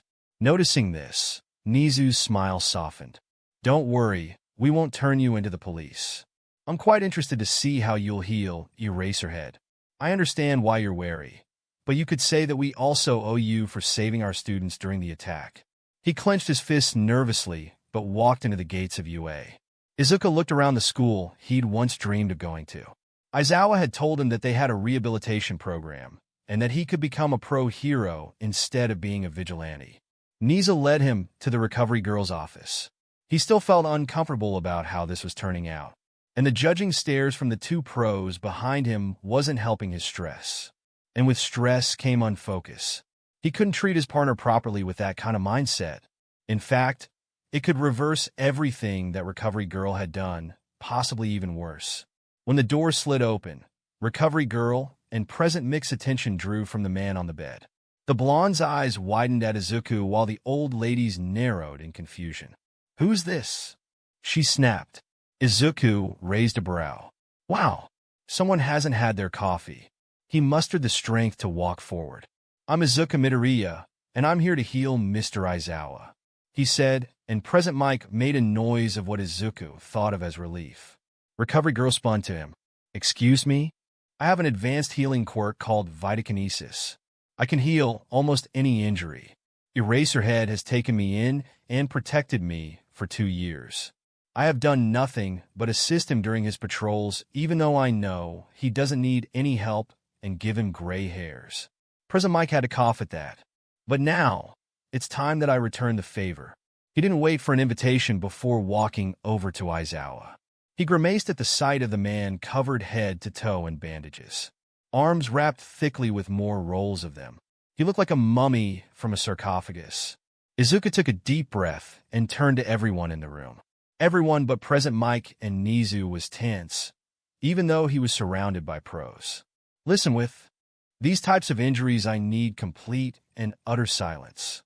I cannot lose focus, or else I could make it even worse. Please, just give me space to work, he said simply, and moved his hands over the bandages around Aizawa's face. Eyes first. That way he isn't too tired to do them after he heals the rest of his body. Nizu ushers them all out of the room, much to their hushed protests. Present Mike stayed, though, so even if Izuku tried something, he would take care of him first. His hands started to glow a dark orange, close to red as he laid them softly over his eyes. Izuku smiled. It's good to see you again, Present Mike. The man's head snapped up. I thought you said no one could talk. Or was that just a way to get everyone out of the room? His blonde brows raised under his orange shades. Izuku hummed. No. Even though his eyes are damaged, they're not as serious as the rest of his body. So I wasn't lying. He explained, and the hero relaxed, giving him a smile of his own. It's good to see you too, little listener. They made small talk until Izuku's hands turned green, letting them know that his face was done. So, Izuku moved onto his body, and his hands went red. Present Mike swallowed. The boy had explained that when he's healing someone, his hands glow a color to determine how serious the injury is. Green, healed. Yellow, minor. Orange, damaged. Red, critical. Black, life-threatening. He wasn't thrilled that they were red, but at least it wasn't black. Izuku stared behind him, eyes almost glowing and glazed over and darting everywhere. Apparently, part of his quirk was that he could see a human's anatomy and determine what type of care was needed. 20 minutes later, beads of sweat glistened on Izuku's face and neck. His breathing was getting more labored too. Present Mike wanted to tell him to take a break, but he looked so focused that he didn't dare say anything. 10 more minutes went by, and his hands just turned yellow when Aizawa coughed on the bed. Izuku grunted and his hands retracted, glow fading. He almost collapsed into the chair behind him, but he left enough energy for himself to stand. Aizawa groaned and sat up without issue. Izuku reached up and pulled the bandages off of his face. Present Mike squawked, but his eyes widened when his face was revealed, only showing a small scar underneath his right eye instead of the gruesome injuries from before. The man scrunched his eyes at the sudden bright light, but slowly adjusted, finding his husband first before the kid next to him. Izuku smiled tiredly at him, unwrapping the other bandages on his body as the door reopened again, and Recovery Girl gasped at the boy, rushing over to stop him from removing them, but was amazed when no injuries were present. You may not have serious injuries anymore, but I couldn't heal you completely. Your muscles will still be tense, and your body will ache for at least 6 hours, so take it easy for the rest of the day. Izuku explained, and finally sat down in a chair, breathing like he had just run a marathon. Aizawa only sighed, but then noticed the others in the room. He stared at them, and then back at Izuku, who waved his hand dismissively. They know. I told them. It was the only way I could get in here peacefully. His face sombered. It's the least I could do for what you've done for me. His head nodded forward, and Aizawa caught his head before it could hit the railing of the gurney. Oh, kid. He shook his head, but smiled, laying his head on the bed. Thank you. It was late in the afternoon when Izuku woke up again. He blinked drowsily at the white ceiling before shooting upright on the bed he lay on. Events from hours before plagued Izuku's mind as he scanned the empty room. Empty except for the black-haired man still on the hospital bed and shuffling through papers on a rolled table. You awake yet? Aizawa said, not even looking in his direction. Hizashi and Nisa told me what you did today. The message was clear. He was talking about how he just revealed who he was underneath the mask. Izuku cleared his throat. Well, what was I supposed to do? It was the only way to let me in. Aizawa sighed, laying the papers back down on the table. Why did you come here? Recovery Girl would have gotten me healed without you. You didn't have to tell them your identity, he said softly. Izuku looked at his lap. I couldn't just sit in my bed waiting for you to come back and join me on patrols when I knew damn well that my abilities were better suited to heal you. Besides, I know you. He waved his finger at him with narrowed eyes. You would have gone back to teacher class no matter what kind of state you were in. Izuku's lip trembled, voice started to crack. And after I saw you in the USJ, he sniffled, wiping his eyes. Honestly, I couldn't stop thinking if you were even still alive. He sobbed, and Aizawa's eyes softened, pushing the table away and opening his arms. Come here, kid. Izuku threw the blankets off his body and jumped straight into Aizawa's chest. The adult ignored the small, sharp pain in his body when Izuku jumped into him and pulled him closer. He knew that Izuku had no one left and that he considered him a huge part of his life, and Aizawa realized, as he raked his hand through his unruly green hair, just how scared Izuku truly was to lose him. And although he would never admit it, Aizawa couldn't bear the thought of losing him either. Izuku had become like a pseudo-son to him over the last 2 years. Izuku held up a new bullet, twisting it between his fingers. He had paralysis, explosions, net, real bullets, rig, even paintballs, and now healing bullets made from his own blood. Instead of the soft ball-like design, this was a square with a small needle to be able to inject through someone's sternum and heal them during battle since he couldn't. After seeing Aizawa, he wanted to make a more practical solution when he didn't have the time to do it himself. They don't pack as much of a punch, but it would be better than nothing. It's been a week since the villain attack and the sports festival was coming up. He eyed the ticket crammed into the edge of the small mirror on the wall. Aizawa had given it to him so that he could enjoy it in person and had asked him to write notes for Class 1A, saying that it would help with their training if he figured out any weaknesses or strengths. He had hesitated, of course. He knew that a huge majority of the crowd would be heroes, and he was still not a big fan of them. Present Mix radio show always filled the silence of his lonely space. And Aizawa, well, he was just so cool that he just couldn't find it in himself to hate him, especially with the relationship they had developed. But he did say that he was allowed to sit with them in the sound booth, so that made his decision a little easier. Izuku sighed, placing the bullet with the rest in an empty pouch on his utility belt and hanging it with the rest of his costume. Police and heroes have been on edge since the attack, so they've been patrolling the streets a lot and taking care of the petty crimes he would do. Again, giving him absolutely nothing to do. He was running low on some supplies. Guess he was going shopping. Besides, it was almost that day. A cold hand on his forehead woke him up. His eyes cracked open and looked at Aizawa crouching down next to him. Well, why are you here? Izuku yawned, sitting up and rubbing his eyes. You didn't show up at our meeting spot. I came to check on you. He removed his hand from Izuku's forehead now, reassured that he wasn't sick. The boy went stiff, making Aizawa raise a brow. Izuku's bangs shadowed his face. Sorry. I usually stay in bed for a couple days during the 27th. It's my mom's anniversary. He mumbled quietly. Aizawa inhaled slowly. Of course. Izuku laid back down, curling underneath the blankets. Aizawa sighed and leaned against the wall next to his head. They sat in comfortable silence for a few minutes. You don't want to visit her? The teacher said quietly, and Izuku sniffed. No, I feel like I don't deserve to. Not after everything. I was only 11 years old, and I had a lot to say apparently. He scoffed. Kid, your mother loved you. I bet she forgave you. That's why she was looking for you that night. She was worried. Now you only need to forgive yourself. You are safe. You are healthy and somehow have enough money to buy food and clothes, and you're not alone. But you aren't happy. You've been carrying this guilt on your shoulders for 4 years. It's time to let go and forgive yourself. Izuku started to shake underneath the soft blanket, making Aizawa rest his hand gently on his shoulder. You will see her again someday, I promise. He continued softly. Have you ever lost someone? It was a very insensitive question, But Izuku wasn't in the right headspace to think about it.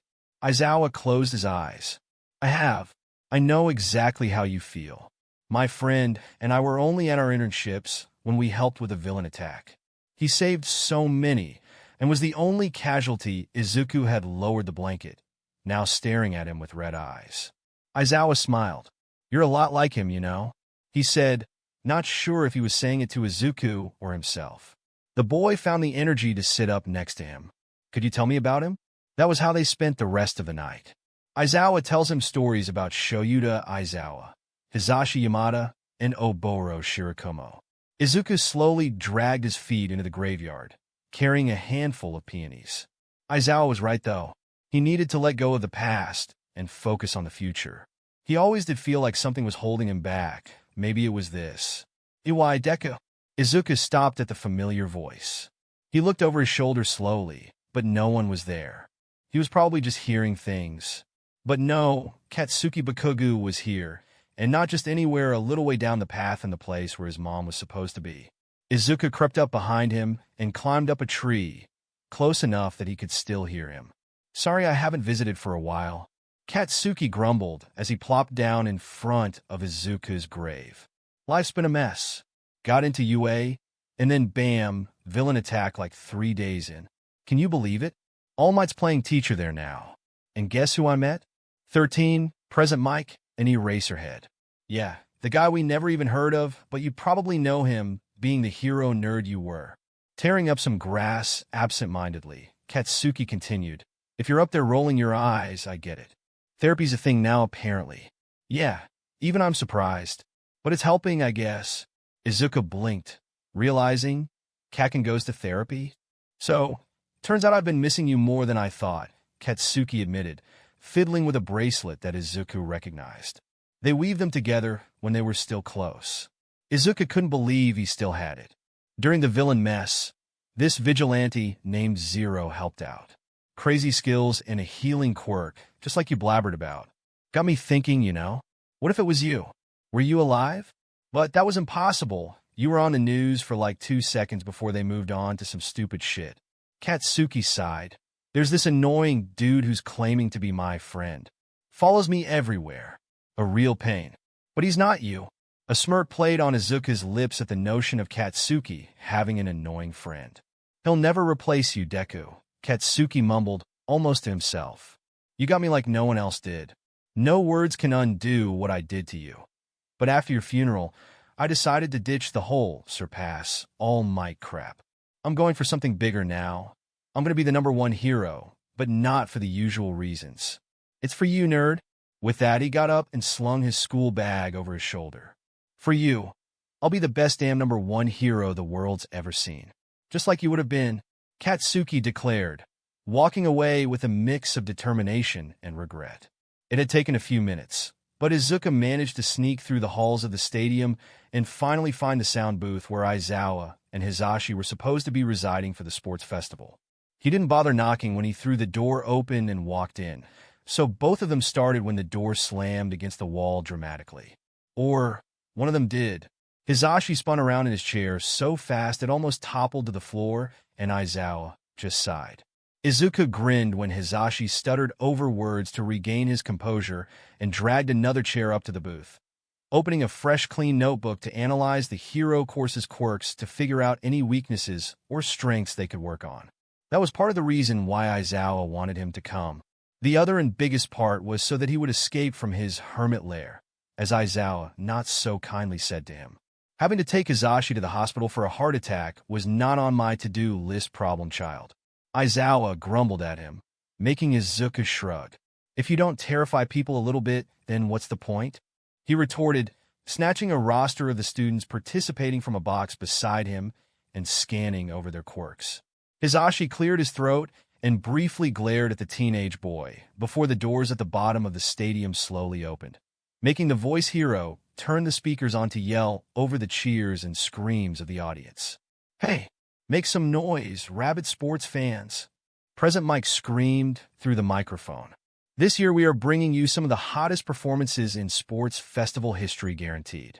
I've only got one question before we start this show. Are you ready? Let me hear you scream as our students make their way to the main stage. This first group are no strangers to the spotlight. You know them for withstanding a villain attack. The dazzling students that line up their classmates with solid gold skills. The hero course students of Class 1A. Class 1A steps out of the many tunnels, heads held high and shoulders back. Izuku's eyes landed on the specific teen leading in the front and played with the orange and black bracelet on his wrist. They haven't got a whole lot of screen time, but this group is still chock full of talent. Welcome Hero Course Class 1B. Next up, General Studies Classes C, D, and E. Support Classes F, G, and H. And finally, Business Classes I, G, and K. The crowd cheered as all the students walked onto the field. When they all gathered in front of a small stage, the pro hero Midnight snapped her whip. Now for the introductory speech. Everyone in the crowd and the students whispered and blushed at Midnight's vulgar attire. Silence everyone. She snapped her whip again. Now for the student pledge, we have Katsuki Bakugo, she announced. Izuku blinked in shock. Kaken is the first-year rep? He asked Aizawa, and the man nodded. He was first in the entrance exams, remember? Izuku did remember that. He turned back and watched Katsuki casually walk up the stairs of the stage with his hands in his pockets. Izuku winced, biting his lip. Aizawa noticed this and asked him what was wrong. It's just that Kaken might not give the kind of speech everyone is thinking of. He might say something like, I just want to say I'm going to win, Katsuki said boredly but seriously. Izuku slapped his forehead when the students went into an uproar. But he said it with such a blank expression that the vigilante knew that he was actually serious. If he wasn't, he would have just laughed at everyone. He smiled. No, Katsuki Bakugo was going to win this year's sports festival. That was a promise. Izuku yawned, stretching his entire body after being hunched over his notebook for so long. It was lunch break, so everyone in the stadium left for the cafeteria, including Aizawa and Hizashi, while Izuku stayed behind to finish his notebooks so that no one would see him. Especially Katsuki. Todoroki had won the first round of the festival, which was racing, but Katsuki had won the cavalry battle. And after lunch, the real fights would begin. The door opened, and Aizawa walked back in with a tray full of extra food. Izuku smiled at the man gratefully when he set it in front of him. Thanks, he said, ripping his chopsticks apart and digging into the rice bowl. How are the notes coming? Aizawa asked, picking up his notebook. Izuku sighed and leaned back in his chair. Pretty good. I think I've got plenty of information on Class 1B for the time being. And with the information you gave me about Class 1A, I'm ready to start their notebooks. I just need to go to the store and get them. He closed his eyes and sighed again at how much 40 notebooks are going to cost. The door to the sound booth opened, and Hizashi walked in with a toothy grin, carrying two heavy-looking bags, and dropped them at Izuku's feet. The teenager raised a brow and peeked inside them, only for his eyes to widen at all of the stacked notebooks and boxes of regular and colored pencils sitting inside. Shoyuta and I thought that since we were asking you to analyze the students' quirks and point out their strengths, weaknesses, and suggestions, that we can repay you with getting all of the supplies you need, so you don't need to go use the money you have to buy them. Izuku swallowed to keep from tearing up at the kindness and smiled at the heroes. Thank you. This means a lot to me. He grabbed the top notebook and a pencil, immediately scribbling inside the empty pages. Shoyuta and Hizashi smiled. 20 minutes later, the audience and students started to walk back into the stadium, and Present Mike went to work on hyping them up as the final games of the sports festival began. Izuku spent the rest of the week working on his notebooks, filling up every page with his opinion on Class 1A and 1B. He was just getting to Ijiro Kirishima when his watch chimed. It was almost time for his patrol. He stood and popped his back, wincing when the cat iron made him feel like an old man. Izuku shoved his costume in his backpack and Blackout before walking out the door of his warehouse. He had this funny feeling about Hosu, so he decided to catch a train there instead of his usual route. Izuku was adamant to keep up with the news about the heroes that have been killed. At first, he thought that the League of Villains was behind it, but soon found out that it was by someone who called himself the Hero Killer, Stain, and he's been spotted in Hosu. He was still a little nervous, though. What if he did find the hero killer? Not only did the man have more experience, but he's been taking down heroes left and right. What could a 16-year-old kid do against someone like that? Plus, no one knew what his quirk was. Another disadvantage that Izuku had to face. If he found him, though, he was definitely going to keep his distance. Izuku suddenly stiffened, and he shivered. He reached into his backpack and pulled out his 15-inch black knife. Something was coming. "Hey, did you see that?" Someone in the back said, making the Izuku turn. "That building over there exploded." Izuku's green eyes narrowed. "Passengers, please hold on to your seats," Izuku yelled when he was thrown onto the floor from something crashing into the train. The screaming started, and the hero that crashed through was grabbed by a sickly green hand and pushed to the floor. Another hand grabbed onto the wall and peeled it back, revealing a familiar monster with its brain exposed, for eyes and sharp teeth. He ducked back to the floor and pulled on his costume as fast as he could in the tight space. By the time most of the civilians had cleared out, he jumped to his feet, making sure that Blackout's case was strapped to his back so he wouldn't lose it, and didn't hesitate to attack it and ram it out of the train and off the hero. The vigilante shot his grappling hook out, and it wrapped around the railroad track. He swung from where he hung and was expecting to see the Nomu hit the ground, but wings suddenly sprouted from his back, and he flew off. Zero rolled his eyes. Of course the Nomu has wings. He swung his legs to get more momentum and landed on a nearby roof. Zero took off into a sprint and noticed the orange hue and smoke from the fires all around the city. He kneeled at the edge of a roof and assembled his sniper. A scream echoed from the street, and Zero steadied his gun on the ledge, looking through his scope at a different Nomu than before that was stumbling towards a couple. He loaded a real bullet and fired. Its screech cut off, and it crumpled to the ground, blood squirting out from its brain. Zero cocked his gun and sneered when he spotted Endeavor down the road. As much as he wanted to shoot the guy, he turned and ran across the rooftops again. "Tenya!" Zero slid to a stop and jumped to the deserted street. "Where are you, Tenya?" His head whipped around, and he gasped when a bus crashed into a car and exploded. He covered the upper half of his face from the aftershocks. Zero lowered his arms, and his eyes widened at the heroes surrounding two more Nomu. "Oh no!" Manuel, the normal hero, ran to the water that shot straight into the air when another hero pulled it out of the ground. Manuel kept looking around, though. "Why did you run off by yourself? Where are you, Tenya?" He directed the water towards the fires. Zero blinked. "Tenya? As in Tenya Ida from Class 1A? What is he doing here?" He shook his head and ran into an alley before the heroes saw him. "There's no time to think about that now. I gotta find him." He was Aizawa's student, and if he was in trouble, then he had to help. "Goodbye, child. May your death bring a better world," Stain said to an unmoving Ida. The sound of a gun was cocked, and his head snapped up just to see someone at the end of the alley raise their sniper. Bang! A net expanded from the bullet and wrapped around the villain. Stain grunted in shock and was thrown off his feet from the force of the impact, away from Ida. Zero ran forward and grabbed the boy's arm. Ida's eyes widened. "It's you were at the USJ? Can you stand?" he asked, and Ida shook his head. "I can't even move." Zero huffed in frustration and just noticed another hero slouched against the wall. "Crap! I can't carry you both," he muttered, and his attention snapped back when the sound of rope tore. Stain stood, glowering at Zero. The vigilante didn't have time to get both of them out of here, so he just laid Ida back on the ground and extended his bow staff.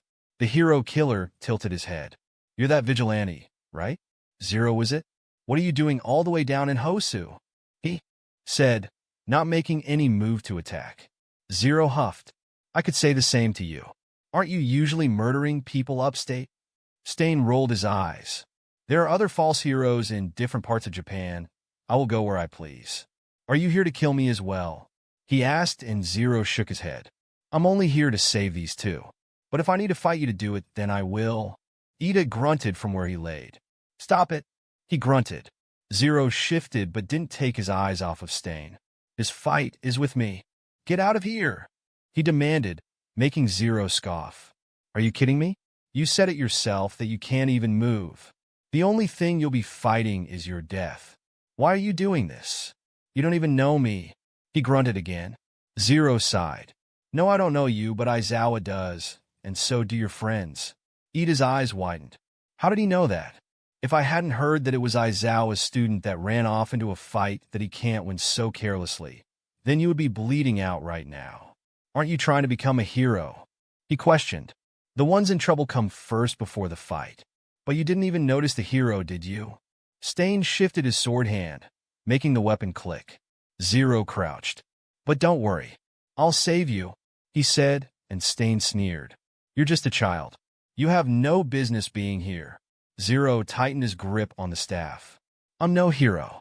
But if someone is in trouble, I won't hesitate to get them out of harm's way. I will make it my business if it means that I can save a life. It doesn't matter if I take down small-time thugs. If others are better off without them causing trouble, then I will gladly stand in front of them. Something changed in Stain's eyes. Something like disbelief and glee. Now he was staring at Zero with the biggest grin. Fine boy. If you insist, I'll make quick work of you then. Zero only smiled underneath his mask. Just try it. Ida was so frustrated. But more than that, he was confused. This boy, this vigilante, was helping him.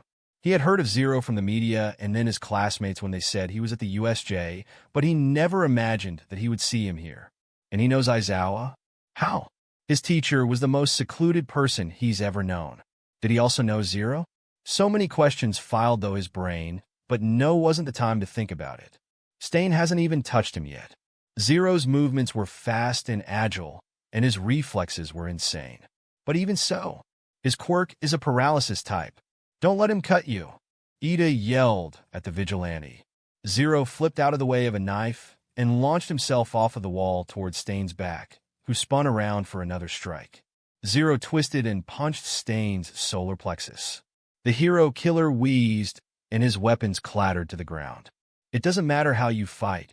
Zero swung his staff up into Stain's chin, making the man fly into the wall. Your solar plexus is always vulnerable. Stain slumped against the wall. Izuku ran back over to Ida and the pro, only to stop and collapse to the ground. Zero grunted. What? I can't move. Did he get me? And I didn't notice? He gasped. The sleeve on his shoulder was torn with just a hint of blood. It was so shallow that it stopped bleeding almost immediately. That's it? A damn paper cut was enough for him. He growled in frustration, trying to stand back up, but it felt like his entire body was asleep. Stain walked up and stood beside him. He thought that he was going to get stabbed right there, but the killer just stared at his other two victims, and that was when he noticed it. Zero's green eyes widened at his blade. No, it's the blood. There are countless false heroes around here who are all talk. But I think you're worthy of staying alive. You're different from these two. He walked towards Ida. No, stop it. Zero begged when Stain stepped on Ida's armored back and held his jagged sword over his head. Stop. The blade sank into Ida's back. Blood sprouted from Ida's back like a fountain.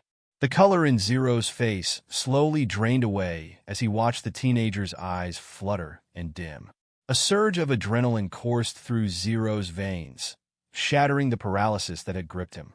With a primal roar, he leaped into action, his movements fueled by a potent mixture of rage and desperation. Zero closed the distance between himself and Stain in the blink of an eye, his fists raining down upon the villain with merciless fury. Each blow was a symphony of pain and retribution, a savage reminder of the atrocities committed against the defenseless teenager and countless others. Stain lunged forward, his blade slicing through the air with deadly accuracy, but Zero dodged with lightning reflexes, narrowly avoiding the lethal strike. In response, Zero countered with a flurry of kicks and punches, each blow aimed with pinpoint accuracy at Stain's vulnerable points. Is that the best you've got, hero killer? Zero taunted, his voice dripping with disdain. I've faced tougher opponents in my sleep. His leg snapped out and kicked him out of the alley. Zero used those seconds of spare time to flip Ida over, rip off his chest plate, and stab one of his new healing bullets into his flesh. He snatched his staff from the ground and ran out after the killer. As Zero launched himself at Stain, the hero killer's blade danced through the air, finding its mark with deadly accuracy. Zero's movements were swift and agile, but Stain's precision was unmatched. With a swift motion, the hero killer's blade sliced through the air, drawing blood as it grazed Zero's cheek. The sharp sting of pain ignited a fierce determination within Zero as he pressed forward, his staff swinging in a relentless assault. Stain's abnormally long tongue jutted out and towards the blade where his blood dripped, but Zero unsheathed one of his knives and threw it, making the bloodied knife fly out of his hand. The man snarled and re-engaged in battle with him. But Stain was no stranger to combat, and with each passing moment, his blows grew more calculated and precise. Zero gritted his teeth against the pain as Stain's strikes found their mark, each blow leaving its mark on his body. "Is that all you've got?" Zero taunted, his voice laced with defiance even as blood trickled down his face. But Stain remained silent, his focus unwavering as he continued to press his advantage. With a lightning-fast strike, he delivered a punishing blow to Zero's side, sending him staggering backward. Despite the pain coursing through his body, Zero refused to yield, his determination burning brighter than ever. He launched himself at Stain once more, his fists ablur as he unleashed a barrage of strikes with all the force he could muster. With one final, decisive blow, Stain struck Zero with all the force of a thunderbolt, sending him crashing to the ground in a heap. As the world spun around him, Zero fought to stay conscious, his vision swimming with pain and exhaustion. Then his body went numb for the second time that night. He groaned, and his opponent stepped up over him. He breathed heavily behind his mask. "Your quirk can paralyze people just by ingesting their blood. Ida and Native were down when I get here, but I was freed first." "Why?" He stalled. Stain's boot raised and rested on his chest, pushing air out of his lungs. "All right, I have 3 different guesses why. Your quirk could be less effective the more people you uses it on. The amount ingested could be how long it lasts. Or there could be a difference based off a person's blood type." He raised a brow. "Am I getting warmer?" Zero wheezed. Another unsettling grin stretched across the man's face. "So you figured it out, huh? Good job. Very impressive. The time is only limited by a person's blood type. Since you were standing again so soon after I cut you, that must mean your type, oh right?" He deducted and Zero wiggled his toes, feeling starting to come back. Stain rested his jagged sword underneath his chin, making a bead of blood swell underneath it. The word hero has lost all meaning in this society. The world is overrun by criminals and fakes who chase petty dreams. But you are not one of those people. I've read about you. A while back, you yourself tried to kill a hero, but he ended up escaping. After that, there was no incident of you ever harming another. Why? He lifted the foot from his chest, letting him suck in the precious air into his deflated lungs. He coughed, glaring at the man. "Zepter killed my mother. I thought it was only fair that he die in return. But another hero stopped me. After that, I realized that killing him wouldn't bring her back. I'm not a killer.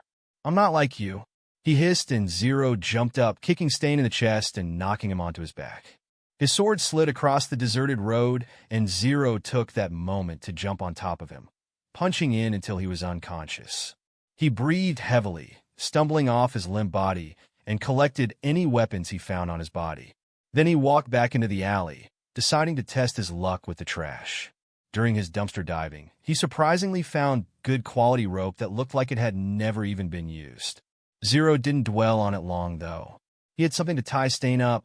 That was enough for him. After accomplishing his task, he returned to the 2 victims' sides. Zero sighed with relief when he found both of them still breathing. He had never had the time to test his bullets out, so he had no idea if it would work, but given the fact that the wound on Ida's back had closed, it worked. The only problem was his blood loss. If he didn't get to the hospital and a transfusion, he won't make it. There was nothing else he could do, though. He was forced to wait for another few minutes before police sirens came into range, getting closer by the second. It was only when he saw the flashing lights that he stumbled up the fire escape and onto the roof, staying out of sight and using the rest of his energy to heal his own injuries before blacking out. He never saw the 2 individuals on a water tower, one covered with swirling purple mist, and the other shaking with rage. Aizawa stared at his student with glaring red eyes. He didn't even need to say anything. His dark look explained all of his disappointment. Ida fisted the sheets with his bandaged hands. "You're lucky that the police showed up when they did, or you would have been killed." Ida winced, and Detective Tsukachi cleared his throat, and Aizawa's menacing aura disappeared. "Tenya, what can you tell me about your encounter with Stain? Do you know who defeated him? We would like to find out which pro it was." Ida looked up at that. "It wasn't a pro," he said, making the two adults more attentive. "It was that vigilante that was at the USJ. Zero. He was also down in Hosu. I think I blacked out, though, cause I don't remember much. 1 minute he was on the ground, and then he was walking away. He looked pretty injured, too." Aizawa's fingers twitched by his side, and Tsukachi sighed. "I should have known, but what was he doing down in Hosu anyway? That is not his normal route. Did you see where he went? If he's injured, then we should try to find him as soon as possible. He could already be." Tsukachi winced and glanced at Aizawa, who looked just about ready to combust. He laid a hand on his shoulder and nodded his head when he looked up. "Go find him." The tired teacher calmly opened the hospital door and walked out. But as soon as he stepped out of the hospital, he was flying across the city and back to the crime scene. "It's warm." Izuku peeled his heavy eyes open and stared up at a blurry, scruffy, familiar face.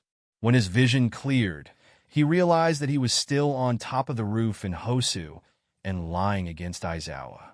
"Oh, hey, Eraser," he rasped. "What happened? You fought Stain, and as much as I want to scold you for picking a fight with him, I'm also grateful. Thank you for saving my student, and I'm so glad that you're okay," he said softly, keeping Izuku close to his chest. Izuku closed his eyes. Aizawa's coffee and smoky smell was safe. He was home. "What were you doing in Hosu anyway?" Izuku's cheeks tinted a light red. I knew that the hero killer was down in Hosu, so he stammered, and Aizawa's face darkened. "You knowingly went to face the hero killers?" he asked calmly, and Izuku squeaked. "I was going to take him down from a distance, but then your student got in the way. I had to." He played with his fingers. Aizawa ran his hand through his hair. "Midoriya, you shouldn't have even been in the same town as him, let alone fight." He sighed. "Problem children. All of you," he murmured under his breath. Izuku's lips twitched, and he reached up to pluck a hair from Aizawa's head. The man turned to face him, and Izuku smirked, holding up a gray hair. Aizawa's black eye twitched, and he activated his quirk, making his hair float. "Kid," he growled, and Izuku yelped in terror. 3 days later, Izuku was back on his feet and patrolling with Aizawa. Karma's been pretty low lately, so they would mostly call it spending time together. Tonight, though, Izuku was on his own. Aizawa needed a much-needed break, so the boy could only assume that he was sleeping. It was fine. He saw the bags that looked like they were being held down by weights underneath the hero's eyes. Izuku hoped that he was getting all of the sleep he could get. He couldn't help but miss him, though. It's been a while since they haven't patrolled together, and Izuku was lonely. He sighed as he walked down the quiet streets of Tokyo. Well, I guess there will be no crime stopping tonight. Zero swung the strap of Blackout over his head and let it rest on his back as he turned to go back to his warehouse. However, there was someone blocking his path. He stopped, hands itching to the blades on his thighs. Several tense moments passed before the man put his hands up and stepped out of the shadows. Zero's brows lifted in surprise as the boy approached him with a solemn look. "Tenya Ida, good to see you on your feet. What are you doing on the streets at?" He glanced at his watch. 1:30 in the morning? Ida swallowed. "Please," he started. "My brother is hurt. I heard that your quirk has advanced healing abilities. He'll never be able to walk again." He was close to tears. "He'll never be a hero again. Please help him. I know you don't owe me anything, especially after what happened with Stain, but I will do anything if it means you will help him." Nothing but the barking of dogs broke the heavy silence between them. Zero stared at his broken-hearted face and sighed. "You don't know me, yet you're trusting that I will help your brother instead of just ending his suffering. I've read about you. You may be a vigilante, but you help the innocent. You heal their injuries. You healed Mr. Aizawa in a day, and he came out without a scratch. You healed me when you could have just left me to die. You help the heroes. I don't help your so-called heroes. Zero spat, shocking Ida. I only help the civilians they put in danger. Stain crippled and murdered innocents. He killed heroes who had families and people who loved them. They were good people, but they only became heroes for the money and fame. I don't like how he went about doing it, but I agree with Stain's ideology. His eyes softened underneath his hood. I used to adore heroes. Ingenium was one of them. I'm sorry, but I can't help you. Zero walked past him. Mr. Aizawa is a hero, though, Ida said softly, making him stop. What's different about him? I wasn't there, but my classmates told me that you protected him from the Nomu, and you seem protective of him. Is he your father or something? He asked, and Zero closed his eyes. He was his father in everything but blood. Although, he wasn't sure if Aizawa felt the same. He couldn't imagine what he would do if he lost him. He already lost his mother, and it almost killed him. That was a feeling Izuku never wanted to have again. Ida was just scared. He was still a teenager, and sometimes Izuku forgot that he was too. Zero opened his eyes and slouched in defeat. Come with me, he said, and walked away, not bothering to look over his shoulder to know that Ida was following. Zero poured the hot water into the porcelain mugs and dipped the tea pouches inside. He placed one in front of Ida and leaned against the counter, cupping the steaming drink between his gloved hands. He knew that Ida could be trusted, but he wasn't going to give up his identity. Izuku Midoriya was still legally dead. Tell me about your brother, he said, and Ida glanced up from where he was nursing the tea. He cleared his throat and sat up straighter. My brother is an unmatched commander who... I didn't ask about Ingenium. Zero interrupted. I asked about your brother. I know who Ingenium is, but nothing about Tensei Ida. Ida blinked. Oh, he started again. He is a beacon of discipline, a paragon of responsibility, and an embodiment of unwavering determination. From a young age, my brother displayed an exemplary commitment to justice and order, a trait that has only strengthened over the years. Tenya's eyes light up as he recounts his brother's accomplishments, each achievement a testament to an indomitable spirit. In both academics and heroics, my brother has soared to unparalleled heights. His dedication to excellence is truly unparalleled, serving as an inspiration not just to me, but to all who have the privilege of knowing him. Whether it's leading by example in the field or guiding others with sagacious counsel, he stands as a paragon of virtue. As he continues, Tenya's words paint a vivid portrait of his brother's character. Beyond his formidable abilities, my brother possesses an innate kindness and empathy that defines true heroism. He approaches challenges not with arrogance, but with a genuine desire to make a positive impact on the world. His humility is a beacon that guides us all, reminding us that even the mightiest heroes are, at their core, driven by compassion. Tenya concludes with a note of profound gratitude. I am privileged to have such an incredible brother. He not only molds the world into a better place through his heroic deeds, but also shapes the hearts of those around him. In every sense, my brother is a beacon of inspiration, a living testament to the potential for greatness within us all. Ida talked about his brother with passion that it made Zero smile. He doesn't think that he's ever heard someone speak with such admiration. Zero's chest expanded with the deep breath he took. It's too late tonight, he said softly. Ida's head snapped up, hope shining in his eyes. You can crash here, then head home in the morning. The hospital window, partially ajar, beckoned to Zero as he scaled the hospital's wall. With a careful and calculated motion, Zero slipped into the room, the darkness concealing their presence. The soft rustle of the curtains masked any sound, ensuring a seamless entry. Moonlight filtered through the room, revealing Tensei's weakened form. His labored breathing spoke of the struggles he faced, and Zero felt a surge of determination to aid in his recovery. He stepped up next to the injured hero and held his hands over his body and let his quirk take over. He was surprised when his hands were encased in glowing dark gray. Any longer, then the doctors would have definitely lost him. It took 3 hours for his hands to turn green. Zero let go of his power and shakily sat in the chair next to the bed to catch his breath. Another 10 minutes and Tensei was groaning and moving his legs. Tensei Ida blinked his eyes open, looking disoriently around the dark room. It took him a couple seconds to remember where he was and instinctively tried moving his legs out of habit. Only he didn't expect the muscles to tense and slightly bend. Eyes wide with disbelief, Tensei gingerly sat up with the strength he didn't have before, his gaze sweeping across the room. It was then that he saw the figure in black. Standing in the corner, a silent guardian with a presence, both enigmatic and comforting. "Hello," Tensei uttered, his voice hesitant. The masked figure acknowledged his awakening with a nod. Though his features were concealed, the sense of reassurance emanating from him was palpable.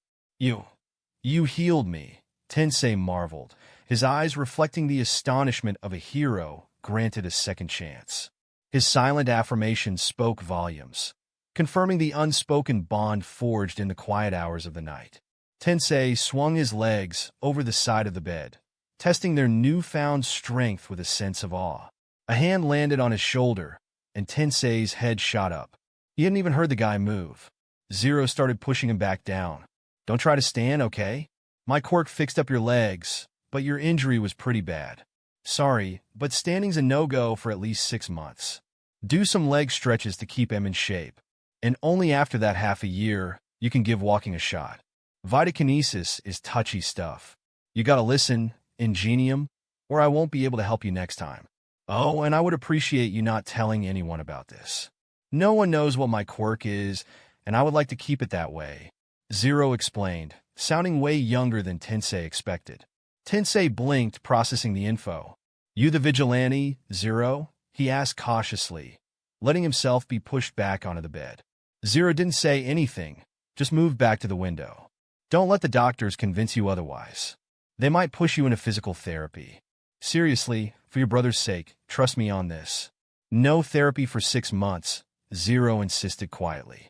Then he climbed out of the window and dropped down, leaving Tensei to mull over his first run-in with the infamous vigilante. "I didn't get to say thank you." Aizawa grew curious when Izuku said that he wasn't going to make it to their scheduled meetings and patrols. His texts were sloppy and slurred, almost like he was typing and falling asleep at the same time. He didn't think much of it. Aizawa didn't want to crowd the kid and show up unannounced. But that was before he saw the news. Hero Ingenium released from hospital after miracle cure. Aizawa and Hisashi had watched the retired hero wheeled out of the hospital with Tenya and his parents. They watched Tensei's doctor give the reporters their perspective of what happened. On Tuesday, Mr. Ida's condition was dire. He couldn't move his body at all.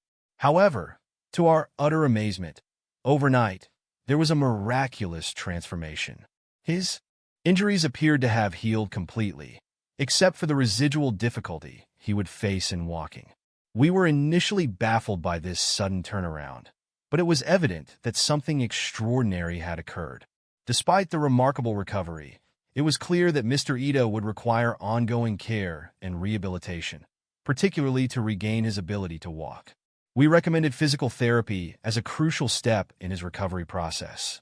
However, much to our disappointment, Mr. Ida declined our suggestion. Our hospital boasts a team of highly skilled doctors and nurses, each equipped with unique healing quirks. However, even with our advanced medical capabilities, none of us could explain or replicate the inexplicable recovery Mr. Ida experienced. It was a medical mystery that left us both astonished and frustrated, as we were eager to assist him further on his journey toward full recovery. Despite his reluctance for physical therapy, we remained hopeful that with time and perseverance, Mr. Ito would eventually overcome the challenges he faced in walking. We stood ready to provide support and guidance every step of the way, trusting in his resilience and determination to overcome this extraordinary ordeal. The two men sighed in unison, not needing to think hard on just who helped him. That's why he hasn't been showing up. He used up his energy to heal Tensei, Aizawa said, rubbing his face. "Why though?" he asked mostly to himself, then looked at Hisashi. "Just when I begin to get all of the answers to my questions, he hits me with more." He stood and paced. He said that he didn't like heroes, yet he healed Ingenium. "Why?" Aizawa grabbed his capture weapon and dropped it over his head, slipping his black boots on. "Are you going to see Midoriya?" Hizashi asked from the couch. Aizawa shook his head. No, he might still be asleep, and I don't want to disturb him. I'm going to see Tensei to get the full story. I have a feeling that Ida had something to do with this. He closed the door behind him. His student was the one to answer the door when Aizawa knocked. He was amused by the way his eyes widened and how much he straightened when he saw him on the doorstep. Mr. Aizawa, what brings you here? He stepped aside, letting the man walk into the spacious home. Are your parents home? He asked, and Ida shook his head, adjusting his glasses. No, they'll be out for another couple hours, he said, and Aizawa hummed. What about your brother? Just as Ida opened his mouth, Tensei wheeled in. Tenya? Who's at the? He smiled when he saw his friend. Shoyuda, good to see you. He stopped in front of him and held out his hand. It's been a while. Aizawa nodded and grasped his hand in a shake. You as well. I'm glad that you were out of the hospital. I actually came for that reason. If you have time, I would like to speak with the both of you, he said. Both brothers glanced at each other, and Tensei nodded. Yes, of course. He spun his wheelchair around and led him to their living room. The teacher took a seat on the opposite side of where Ida and Tensei resided. Ida cleared his throat. Would you like anything to drink, Mr. Aizawa? He asked, and the man shook his head. I shouldn't be here for very long. I just need to ask some questions about how you got healed. Both of them stiffened, and Tensei's kind smile strained. Aizawa leaned forward on his knees. Don't worry. I know about Zero and his quirk, so you won't be betraying his trust or anything. The retired hero blinked, but slouched in relief. Then Aizawa turned to his student. Ida, I would like to ask, were you a part of this? The teenager gulped, and Tensei looked at his brother with furrowed brows. Ida sighed. I went out looking for Zero a few nights ago and asked him to help. He confessed, and Aizawa leaned back. And what did he say? Zero is not a fan of heroes.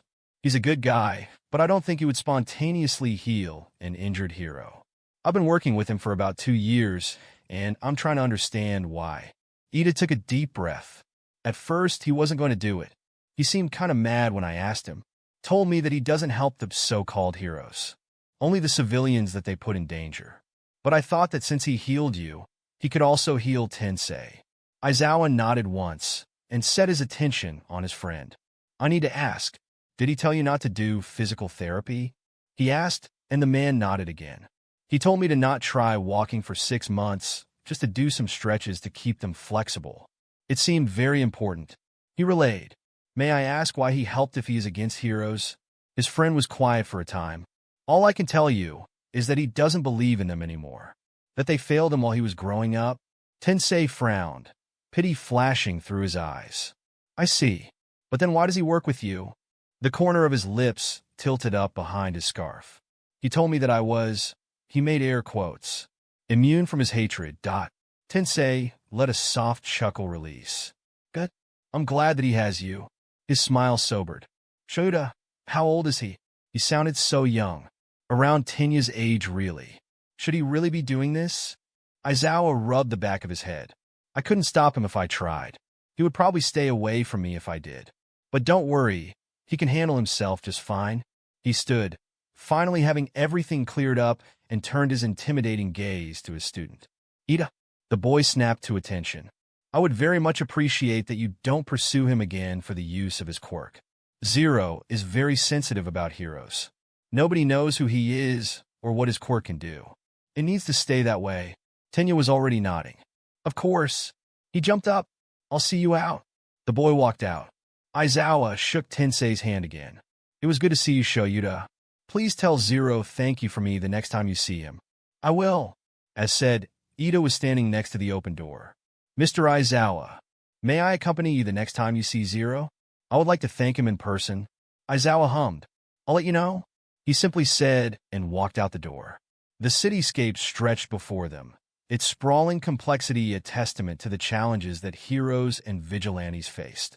Aizawa's gaze remained fixed ahead, but his mind churned with thoughts about the enigmatic figure walking beside him. I know you had a hand in Tensei Ida's recovery. The precision of your quirk usage isn't something easily missed. Aizawa suddenly said. Zero winced but didn't say anything. Zero. Healing quirks aren't something to be taken lightly. They come with their own set of risks and consequences, Aizawa continued, his tone unwavering. You might have helped Ingenium, but you need to understand the implications of what you're doing. Heroes have rules, even if they might seem inconvenient at times. Zero turned his masked face toward Aizawa, the moonlight catching the edges of his silhouette. Rules can be limiting. Sometimes, unconventional methods are necessary. Zero replied cryptically. Aizawa's frown deepened, an unspoken disagreement lingering in the air. The road you're on is a dangerous one. You may have good intentions, but that doesn't guarantee a positive outcome. Keep that in mind. Aizawa's stern expression softened for a moment, acknowledging the truth in those words. Just be cautious. I don't want you to get in a situation that you can't get out of, he warned before nodding toward the direction of the approaching dawn. I'm heading back. Stay sharp. Zero merely inclined his head in acknowledgement, and with that, Aizawa and Zero parted ways, each disappearing into the shadows that had become their domain. As the night settled into a calm stillness, and the streets remained devoid of crime, Zero found himself standing on a rooftop, overlooking the city. Just as the tranquility began to seep in, a sudden commotion reached his ears. Down below, a little girl with long, white hair darted through the streets, pursued by two figures donning ominous bird masks. Without a moment's hesitation, Zero leaped into action, his form melding seamlessly with the darkness as they descended to the streets below, stepping into the alley just as the pursued child dashed past. His gloved hand shot out and dragged the frightened girl into the protective shadows. The masked figure slowed down in front of the alley. Where did she go? One of them whispered, sounding panicked. If boss finds out she's gone, he's going to... Shut up, the other hissed. In the shelter of the alley, Zero crouched down, maintaining a tight but reassuring grip on the girl. The little one, wide-eyed and scared, looked up at the enigmatic figure with naked fear and shaking head to toe, gripping onto the hand that was keeping her mouth obscured. Shoo, you're safe now, Zero whispered softly, their voice a soothing melody in the midst of chaos. He focused his attention back onto the two men. She couldn't have gotten far. The man looked around the streets for the girl in Zero's arms, her trembling body practically vibrating from fear. Zero tensed as their masked faces swiveled around. One of them finally huffed. Come on, let's keep looking. With that, they both ran, and Zero waited until their footsteps faded before he loosed his grip on the terrified child, twisting her around gently to face him. The poor girl's red eyes were swimming in tears. Zero's intimidating presence dropped, and he lowered his hood and mask, revealing Izuku's smile. Hello. Sorry if I scared you. I really am trying to help. My name is Izuku. What's yours? He said quietly, and the girl sniffled, wiping at her pale face. Izuku's eyes flicked up, just noticing the small horn protruding in the corner of her forehead. Eri, she whimpered. Well, it's very nice to meet you, Eri, he said with such lightness that her trembling started to ease.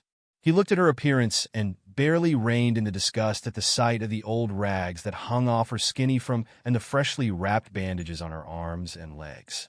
What do you say we get you out of here? I'll take you to a safe place, I promise, he reassured. After a few seconds, the little girl nodded. Can I pick you up? Or do you want to walk? Another moment of hesitation before the girl lifted her arms. Izuku smiled, readjusting his mask and head before gently picking her up and hold her against his chest. She's so light. Zero peeked out of the alley for the two men before going in the opposite direction. Little by little, Eri's tension started to dissipate while Zero talked to her cheerfully, realizing that she was safe now. She would respond to some of his easy questions with no more than 3 words. When he finally reached his warehouse, he reached for his grappling hook and held it up over his head. Hold on tight.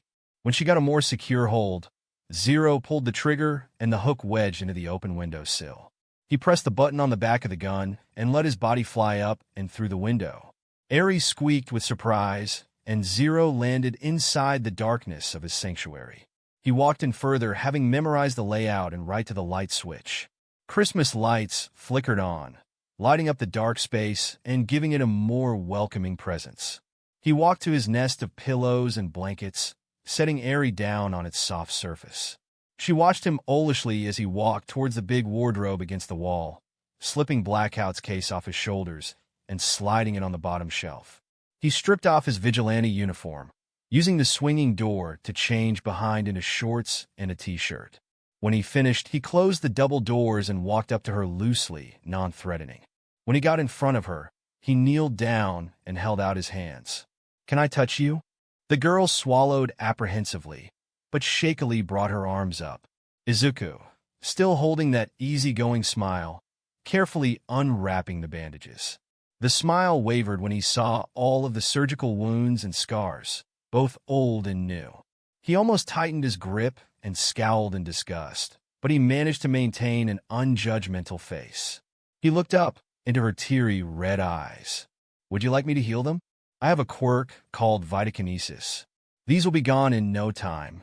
Several seconds pass, Eri looking back and forth between her arms and Izuku. He waits patiently, giving her time to answer. Soon after, she nodded so small that Izuku almost didn't see it. "This won't hurt, I promise." Keeping one hand around her elbow, he held the other over her frail arm, and Eri gasped at the soft yellow glow that encased his hands. She watched the scars on her arm shrink until it was smooth skin. Once his hands turned green, Izuku moved on her other arm, unwrapping the bandages and healing her arm. Her legs were the exact same. Eri relaxed 5 minutes later when the last of her scars were healed. Izuku blinked slowly. He didn't use enough energy to make him want to sleep, but he still felt drowsy. Izuku grinned. "So, what would you like to eat?"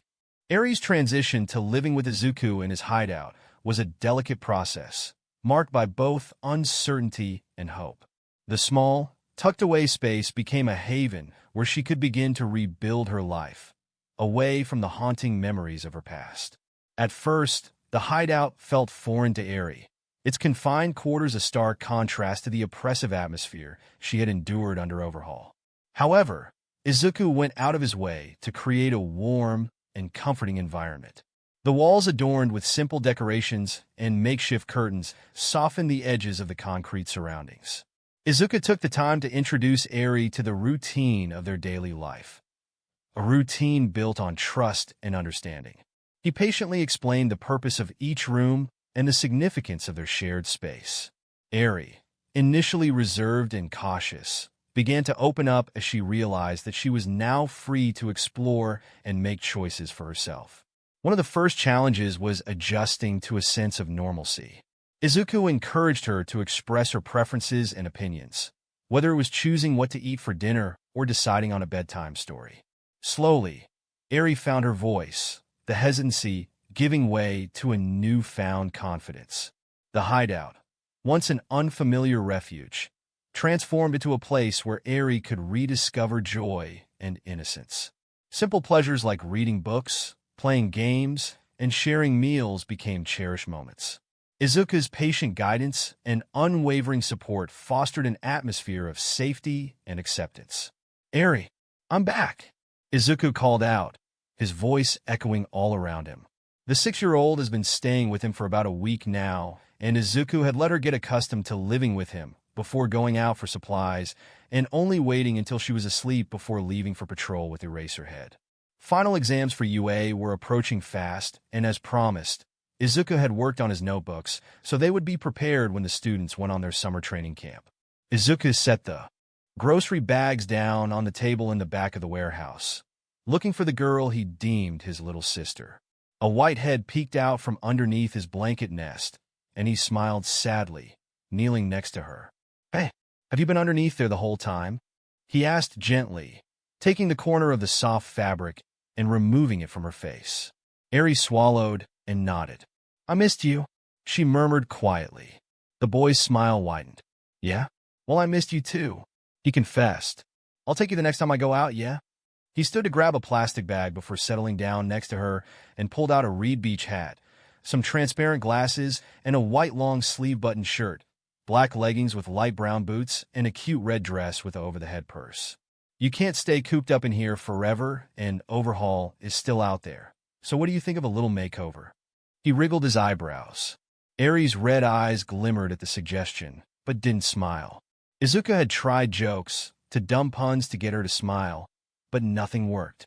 He was determined to ever since she tried to smile by pulling her lips up with her fingers to mimic him instead of just using the facial muscles she didn't have. A faint vibrating sound came from the dinner table. Izuku left Eri with his findings to answer his phone.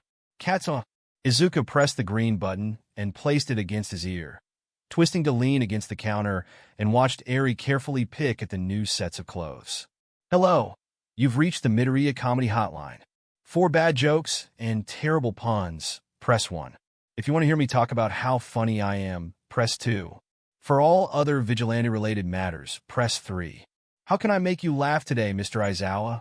Utter silence greeted him, and his smile twitched to contain the laugh that bubbled in his throat. And then he heard the most exhausted sigh ever created and could never be replicated by any other man. No, Midoriya, I called to discuss something important.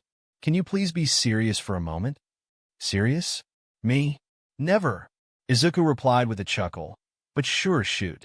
I'm all ears. Aizawa muttered something about dealing with impossible problem children.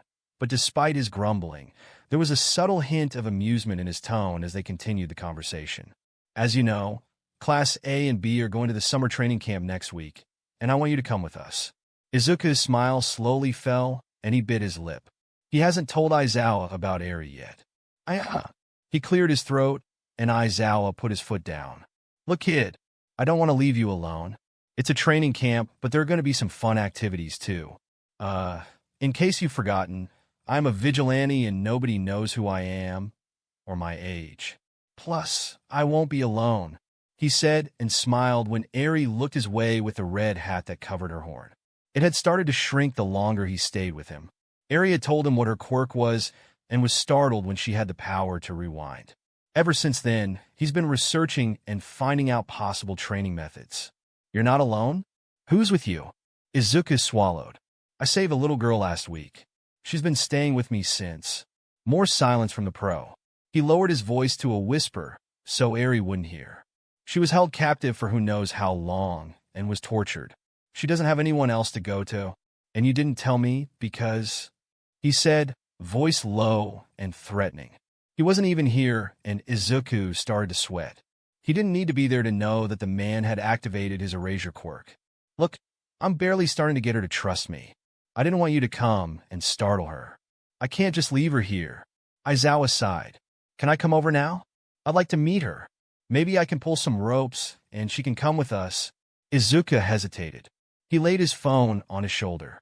Eri, he said gently, and the girl's head tilted to the side. A friend of mine would like to meet you. Do you think you can too? I promise that he won't hurt you.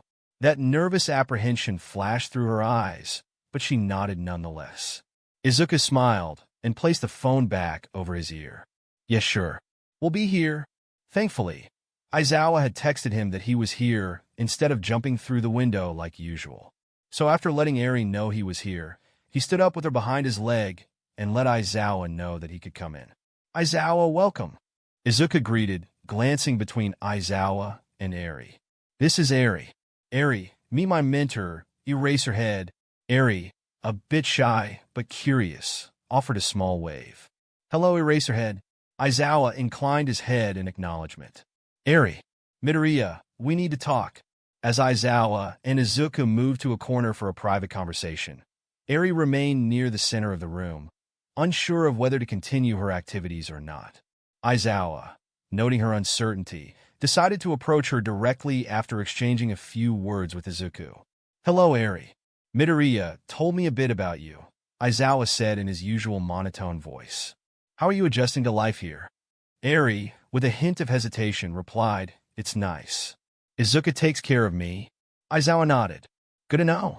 If you ever need anything or have any concerns, don't hesitate to let me or Midoriya know. We're here to help. The tension left Eri's body at that, her trust in Izuku extending to his mentor. Thank you, Eraserhead. Aizawa returned to his conversation with Izuku, but not before casting a discerning gaze around the hideout, evaluating the suitability of the environment for Eri.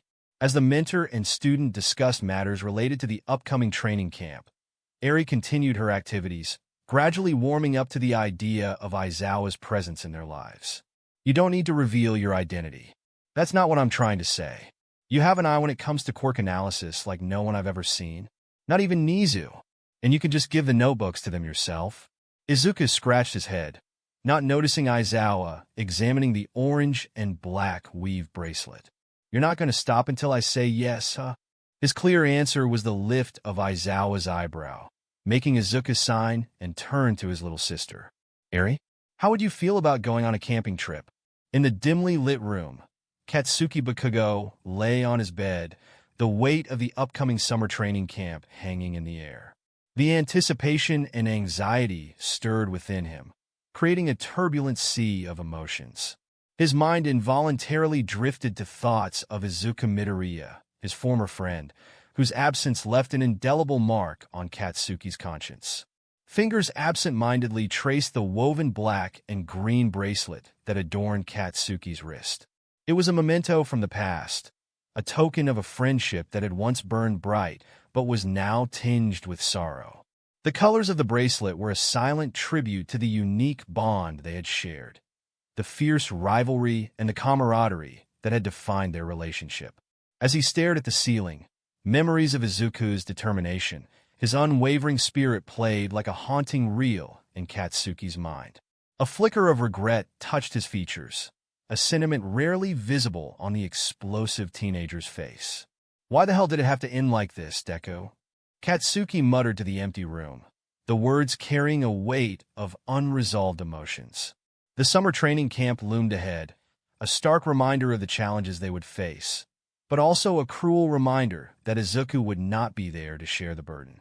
In the solitude of the night, Bakugo found himself grappling with conflicting emotions, the desire to surpass his own limits and the unspoken yearning for the presence of a rival who had once been his closest confidant. The bracelet, intertwined with memories and regrets, became a tangible link to the past. As the night wore on, Katsuki's thoughts remained entangled with the ghost of his past friendship, and he clutched the woven bracelet tighter, as if holding onto a fragment of a time when the future seemed limitless and the world hadn't been tainted by loss. The impending dawn brought with it the promise of a new day. But for Katsuki, the shadows of the night lingered, casting a silent pall over the room and the memories he couldn't escape. Now that you've finished your first semester at UA High, it's time for summer break to officially begin. However, don't think this will be months of rest for you heroes in training. At this camp, we'll push you to go beyond your limits. You're aiming to become plus ultra. Aizawa said to his students tiredly. Yes, sir. Just as he saw them about to burst with excitement, he hit them with one more surprise. By the way, those 3 words made them all tense. Someone will be joining us. He will help you point out any weaknesses and what to focus on. The students started to murmur to each other, and Aizawa's eyes flicked up to where Zero was crouching on top of the bus. He raised an eyebrow at Jiro, who didn't seem to have heard him. Who is it, Mr. Aizawa? The teacher only glanced up at Zero again, prompting the rest of them to as well, most of them gasping at the vigilante. He scanned them all with a scrutinizing gaze and shifted, making the assembled sniper on his back move as well.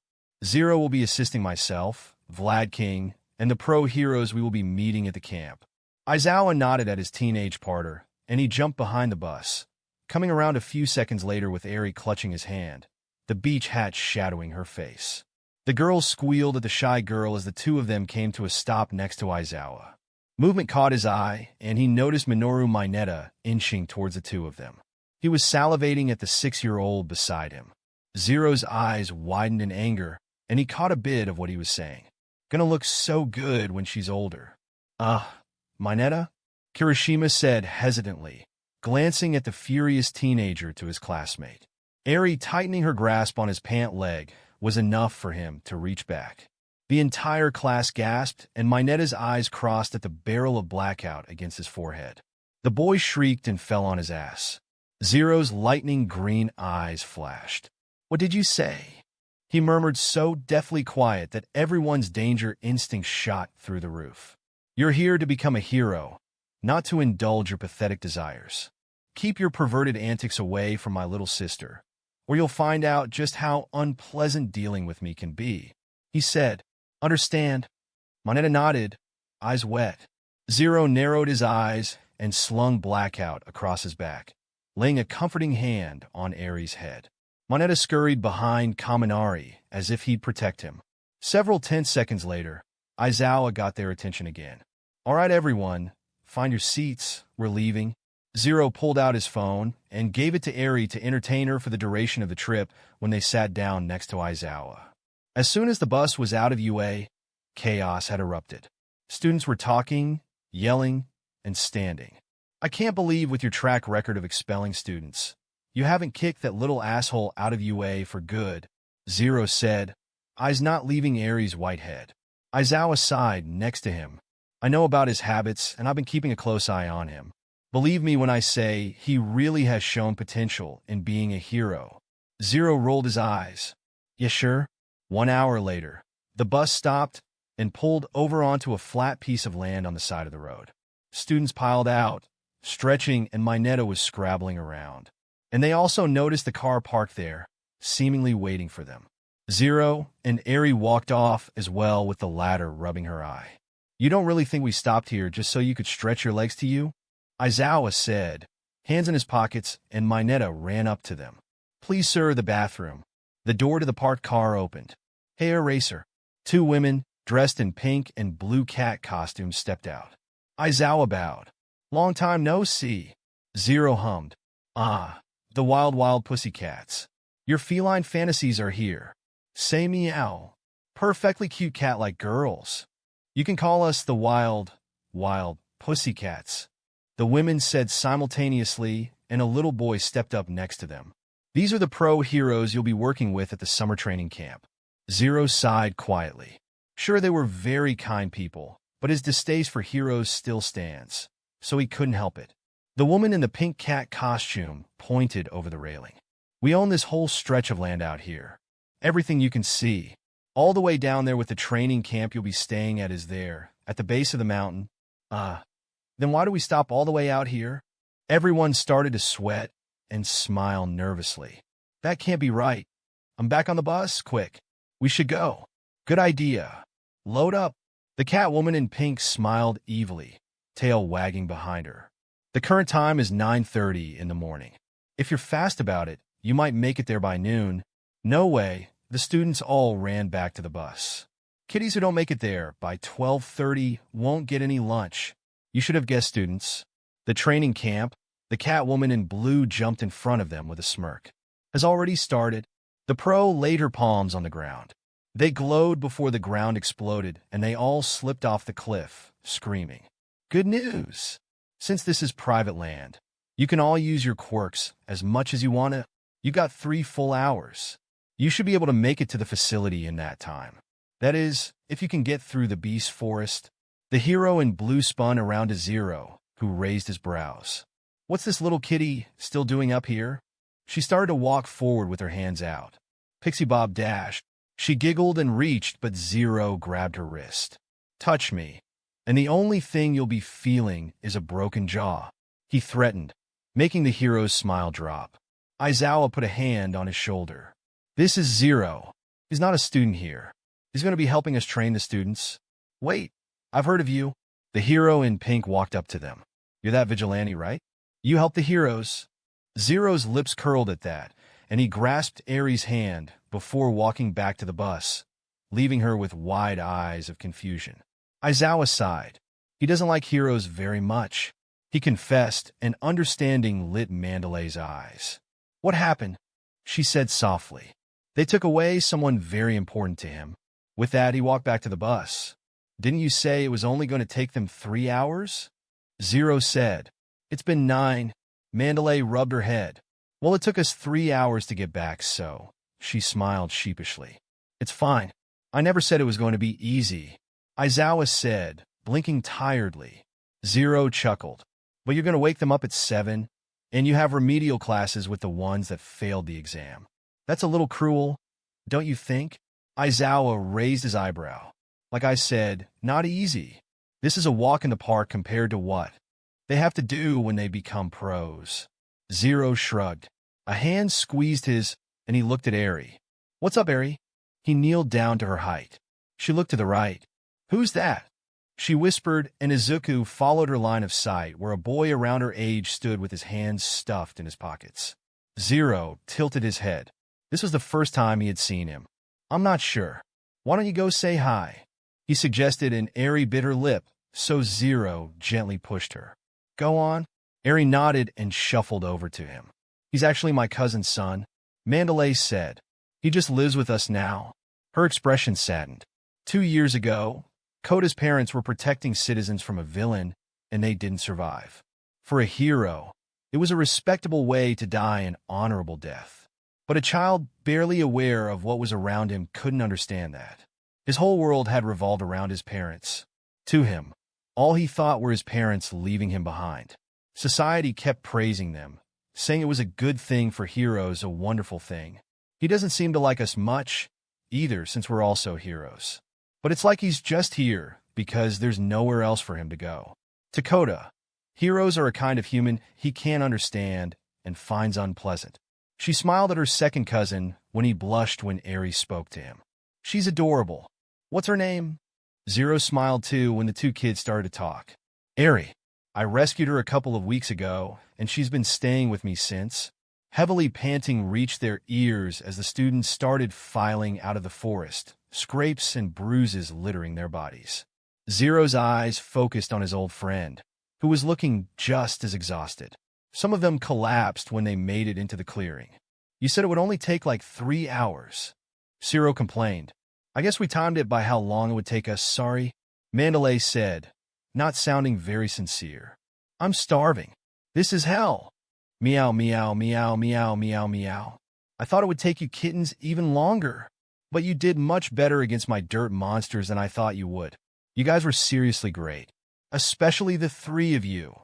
She pointed to Katsuki, Todoroki, and Ida.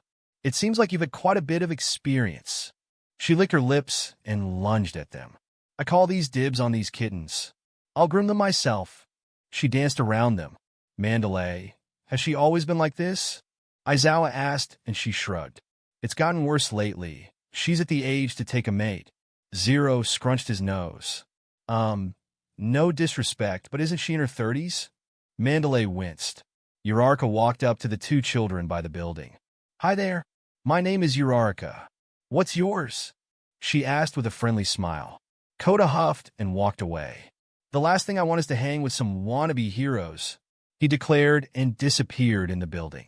Uraraka, still hopeful, looked at his little sister, who gulped. "I'm Eri," she squeaked before running back over to Zero, latching onto his waist. "She's a little shy," he told the teenager while petting her hair. "No playing around. Get your stuff off the bus. Once your bags are in the rooms, we'll have dinner in the cafeteria. After that, you can bathe and sleep. Tomorrow, your training starts in earnest. You better get a move on." Izuku smiled at Eri's enthusiasm as he braided her hair. She had spent the last of the day with the wild pussycats and came to him excitedly about the stories they told the little girl. Her lips weren't smiling, but her eyes sure were. Eri was healing. "When I grow up, I want to be a hero." His hands stilled, smile dropping from his face. When he stopped braiding, she looked over her shoulder with an innocent look. "Just like you are," she said, and Izuku chuffed. "Oh, Eri," he said softly and finished off the braid, tying it with a rubber band. She turned around and sat on his crossed legs, making him clasp his hands behind her back for support. "I'm no hero," Eri pouted. "But you are a hero, and you help people." "I want to help people too, Izuku." Izuku sighed, a mix of emotions crossing his face. "Eri, I don't want you to go through the hardships I've faced. Heroes have their flaws, and the world can be a tough place." Eri looked down for a moment before meeting Izuku's gaze again. "I know it's hard, but I want to make a difference. I want to be like you because you're kind, and you saved me." Izuku couldn't help but be moved by Eri's sincerity. He gently touched her cheek, a bittersweet smile on his face. "Eri, if you want to be a hero, I'll support you every step of the way. Just promise me you'll always stay true to yourself and never lose that kindness." Eri nodded with determination. "I promise, Izuku. I want to be a hero who helps people and brings smiles, just like you." She wrapped her arms around his neck, and Izuku hugged her back tight. Eri fell asleep, still wrapped in Izuku's arms when Aizawa walked in a few minutes later with his hair tied back. He took one look at his protege's face and asked, "What happened?" "She wants to be a hero," he whispered. "I don't know how I feel about that. I'm not her keeper. I'm not Overhaul. She's never been able to make a decision for herself, and now that she has, who am I to tell her no?" Izuku sighed. "She thinks I'm a hero. Can you believe it?" Aizawa didn't answer. Morning class. Today we will begin the train that will increase your strength. Our goal is to increase your skills exponentially, so that you can all get your provisional license. This will allow you to face the dangers that continue to lurk in the dark. Proceed carefully. Look alive, Bakugo. He tossed him a ball. "Try throwing that for me?" "Yes, sure." "When you first started school, your record was 705 meters. Let's see if you've improved." Katsuki walked farther out into the open and stretched. "Oh, I get it. We're checking our progress." Katsuki crouched, smirking. "I've got this." He reeled his arm back. "No one blink. Go to hell." He threw it. His explosions carried it far, and the air blew from the warm wind it created. Zero grimaced. "Go to hell?" That was 709.6 meters. You've had a single semester at UA, and due to your various experiences, all of you have definitely improved. But those improvements have mostly been limited to mental prowess and technical skill, and a slight increase in stamina along the way. As you can see, your quirks themselves have not improved much on a fundamental level. That's why we're going to focus on strengthening your powers. Aizawa smirked. "This will be so hard you'll feel like you're dying. Let's hope you all survive." 2 hours later, Class 1B walked out, still rubbing their eyes from sleep, while it looked like they've been training for 3 days straight. Last semester, Class A got all the attention, so next semester, it'll be Class B's turn. Got it? It won't be Class A, it'll be Class B. Zero looked down from the tree he was sitting in as 1B stopped below him. He rolled his eyes. Vlad King wanted to beat Class A. How was that going to happen if he didn't bother to wake them all up from their beauty sleep? Those of you who are operative types will have to raise your maximum limits. Heteromorphic types and other composite types need to train the parts of their body related to their quirks, Vlad explained, and Aizawa walked up to them. Normally, this would occur as your bodies grow, but we don't have that time. Class B, you guys hurry up too. But once we join, there will be 40. In all, can just 6 people manage the quirks of that many people? That's why they're here. That's right. The whole team of the Pussycats jumped in. The 4 of us are one. Lock on with these sparkling gazes. We've come to lend a paw and help. Coming out of nowhere, stingingly cute and cat-like. Wild pussycats. The full version. I'm Ragdoll, and my quirk is Search. I can know all the info about up to 100 people by just looking at them. I can find out their location and weaknesses, too. Pixabob jumped up to them. With my Earth Flow, I can make the perfect places for each person to train. And with my telepath, I can give advice to multiple people at once, Mandalay said. And my job is through punching and kicking, said a man they called Tiger. Plus, there is one more instructor who will be joining us, Aizawa said ominously. Class B looked around. Who? Me? The students all jumped, and Zero stepped off the tree branch, catching himself with it before dropping the rest of the way down. Is that a gun? You're Zero. Yep. And don't expect me to go easy on you either. You're here to be heroes? Then you have to earn it, he said with determination, and a shiver slithered down Class B's spine at the slightly savage look in his green eyes. Aizawa had decided to give mercy to the students and let them all get water and relax. After 10 minutes or so, Zero came up front to join the teachers, dropping his duffel bag to the floor. Everyone was instantly on alert, especially when they saw the hint of a smirk in Zero's eyes. All right, everyone, Aizawa announced with his hands in his pockets. Training is not over yet. The only reason you're getting a break is because I had Zero do a little project for you all. He nodded at his teenage partner, and Zero ripped the bag open, revealing stacks of notebooks. These notebooks are filled with an analysis of your quirks and fighting styles. They'll list all of your strengths and all of your weaknesses. You think you know the extent of your quirk? Well, you don't. There is so much about your powers that you have yet to discover. Zero grabbed a pile and started towards them, passing them out one by one, listing their faults on the way. Then he got to the biggest one, Shoto Todoroki, youngest son of the number 2 hero, Endeavor. He said with a hum, passing him his notebook. You're not using your fire. You could be the most powerful individual in this class, yet you're only using half of your strength. That's why Bakugo beat you in the sports festival. You're angry. He said. Everyone held their breaths as the boy glared at him. Zero shrugged. It's none of my business why, but you refuse because you think it's your father's quirk, yes? Todoroki's blink was the only shock he showed. Well, it's not. It's yours. Your quirk, not his. Todoroki's breathing picked up and his eyes widened. You decide its limits. You decide how to use it. With that, he turns to last but not least. Kak, he coughed. Katsuki Bakugo. The explosive boy snatched the book out of his hand. Your problem is your overconfidence. It's good to try hard, but you were trying a little too hard. Why? He looked into the familiar angry red eyes and watched sorrow flash for a split second before it disappeared. Are you doing this to become the best? Or are you doing it for someone else? Katsuki snarled, jumping up from the ground and grabbing his collar. Who do you think you are? You know nothing about me. I'm going to be the best without your shitty advice, he said. Zero reached up, gently but firmly grasping his wrists and pulling it off his coat. He patted down all of the invisible dust on his coat and sighed. Well, I'm sure that whoever you're doing this for, your parents, a friend, they're very proud of you, he said a little too softly. Katsuki twitched in shock and his eyes glazed. Zero took a step back. All of your quirks' capabilities will be tested here. It's easy to forget that quirks are physical abilities too. One wrong move, you could kill someone or yourself. The vigilante walked away with his back turned. Don't worry though, he said looking over his shoulder. That's what I'm here for. He exited the clearing, needing to check on Eri. Just as he entered the forest line, he faintly heard Kirishima say, "That was such a manly exit. Thank you for joining us on this journey through What If Vigilante Deku Had a Healing Quirk. We hope you found it as captivating as we did. A big thank you to Ground Zero Bakugo for creating such an engaging story.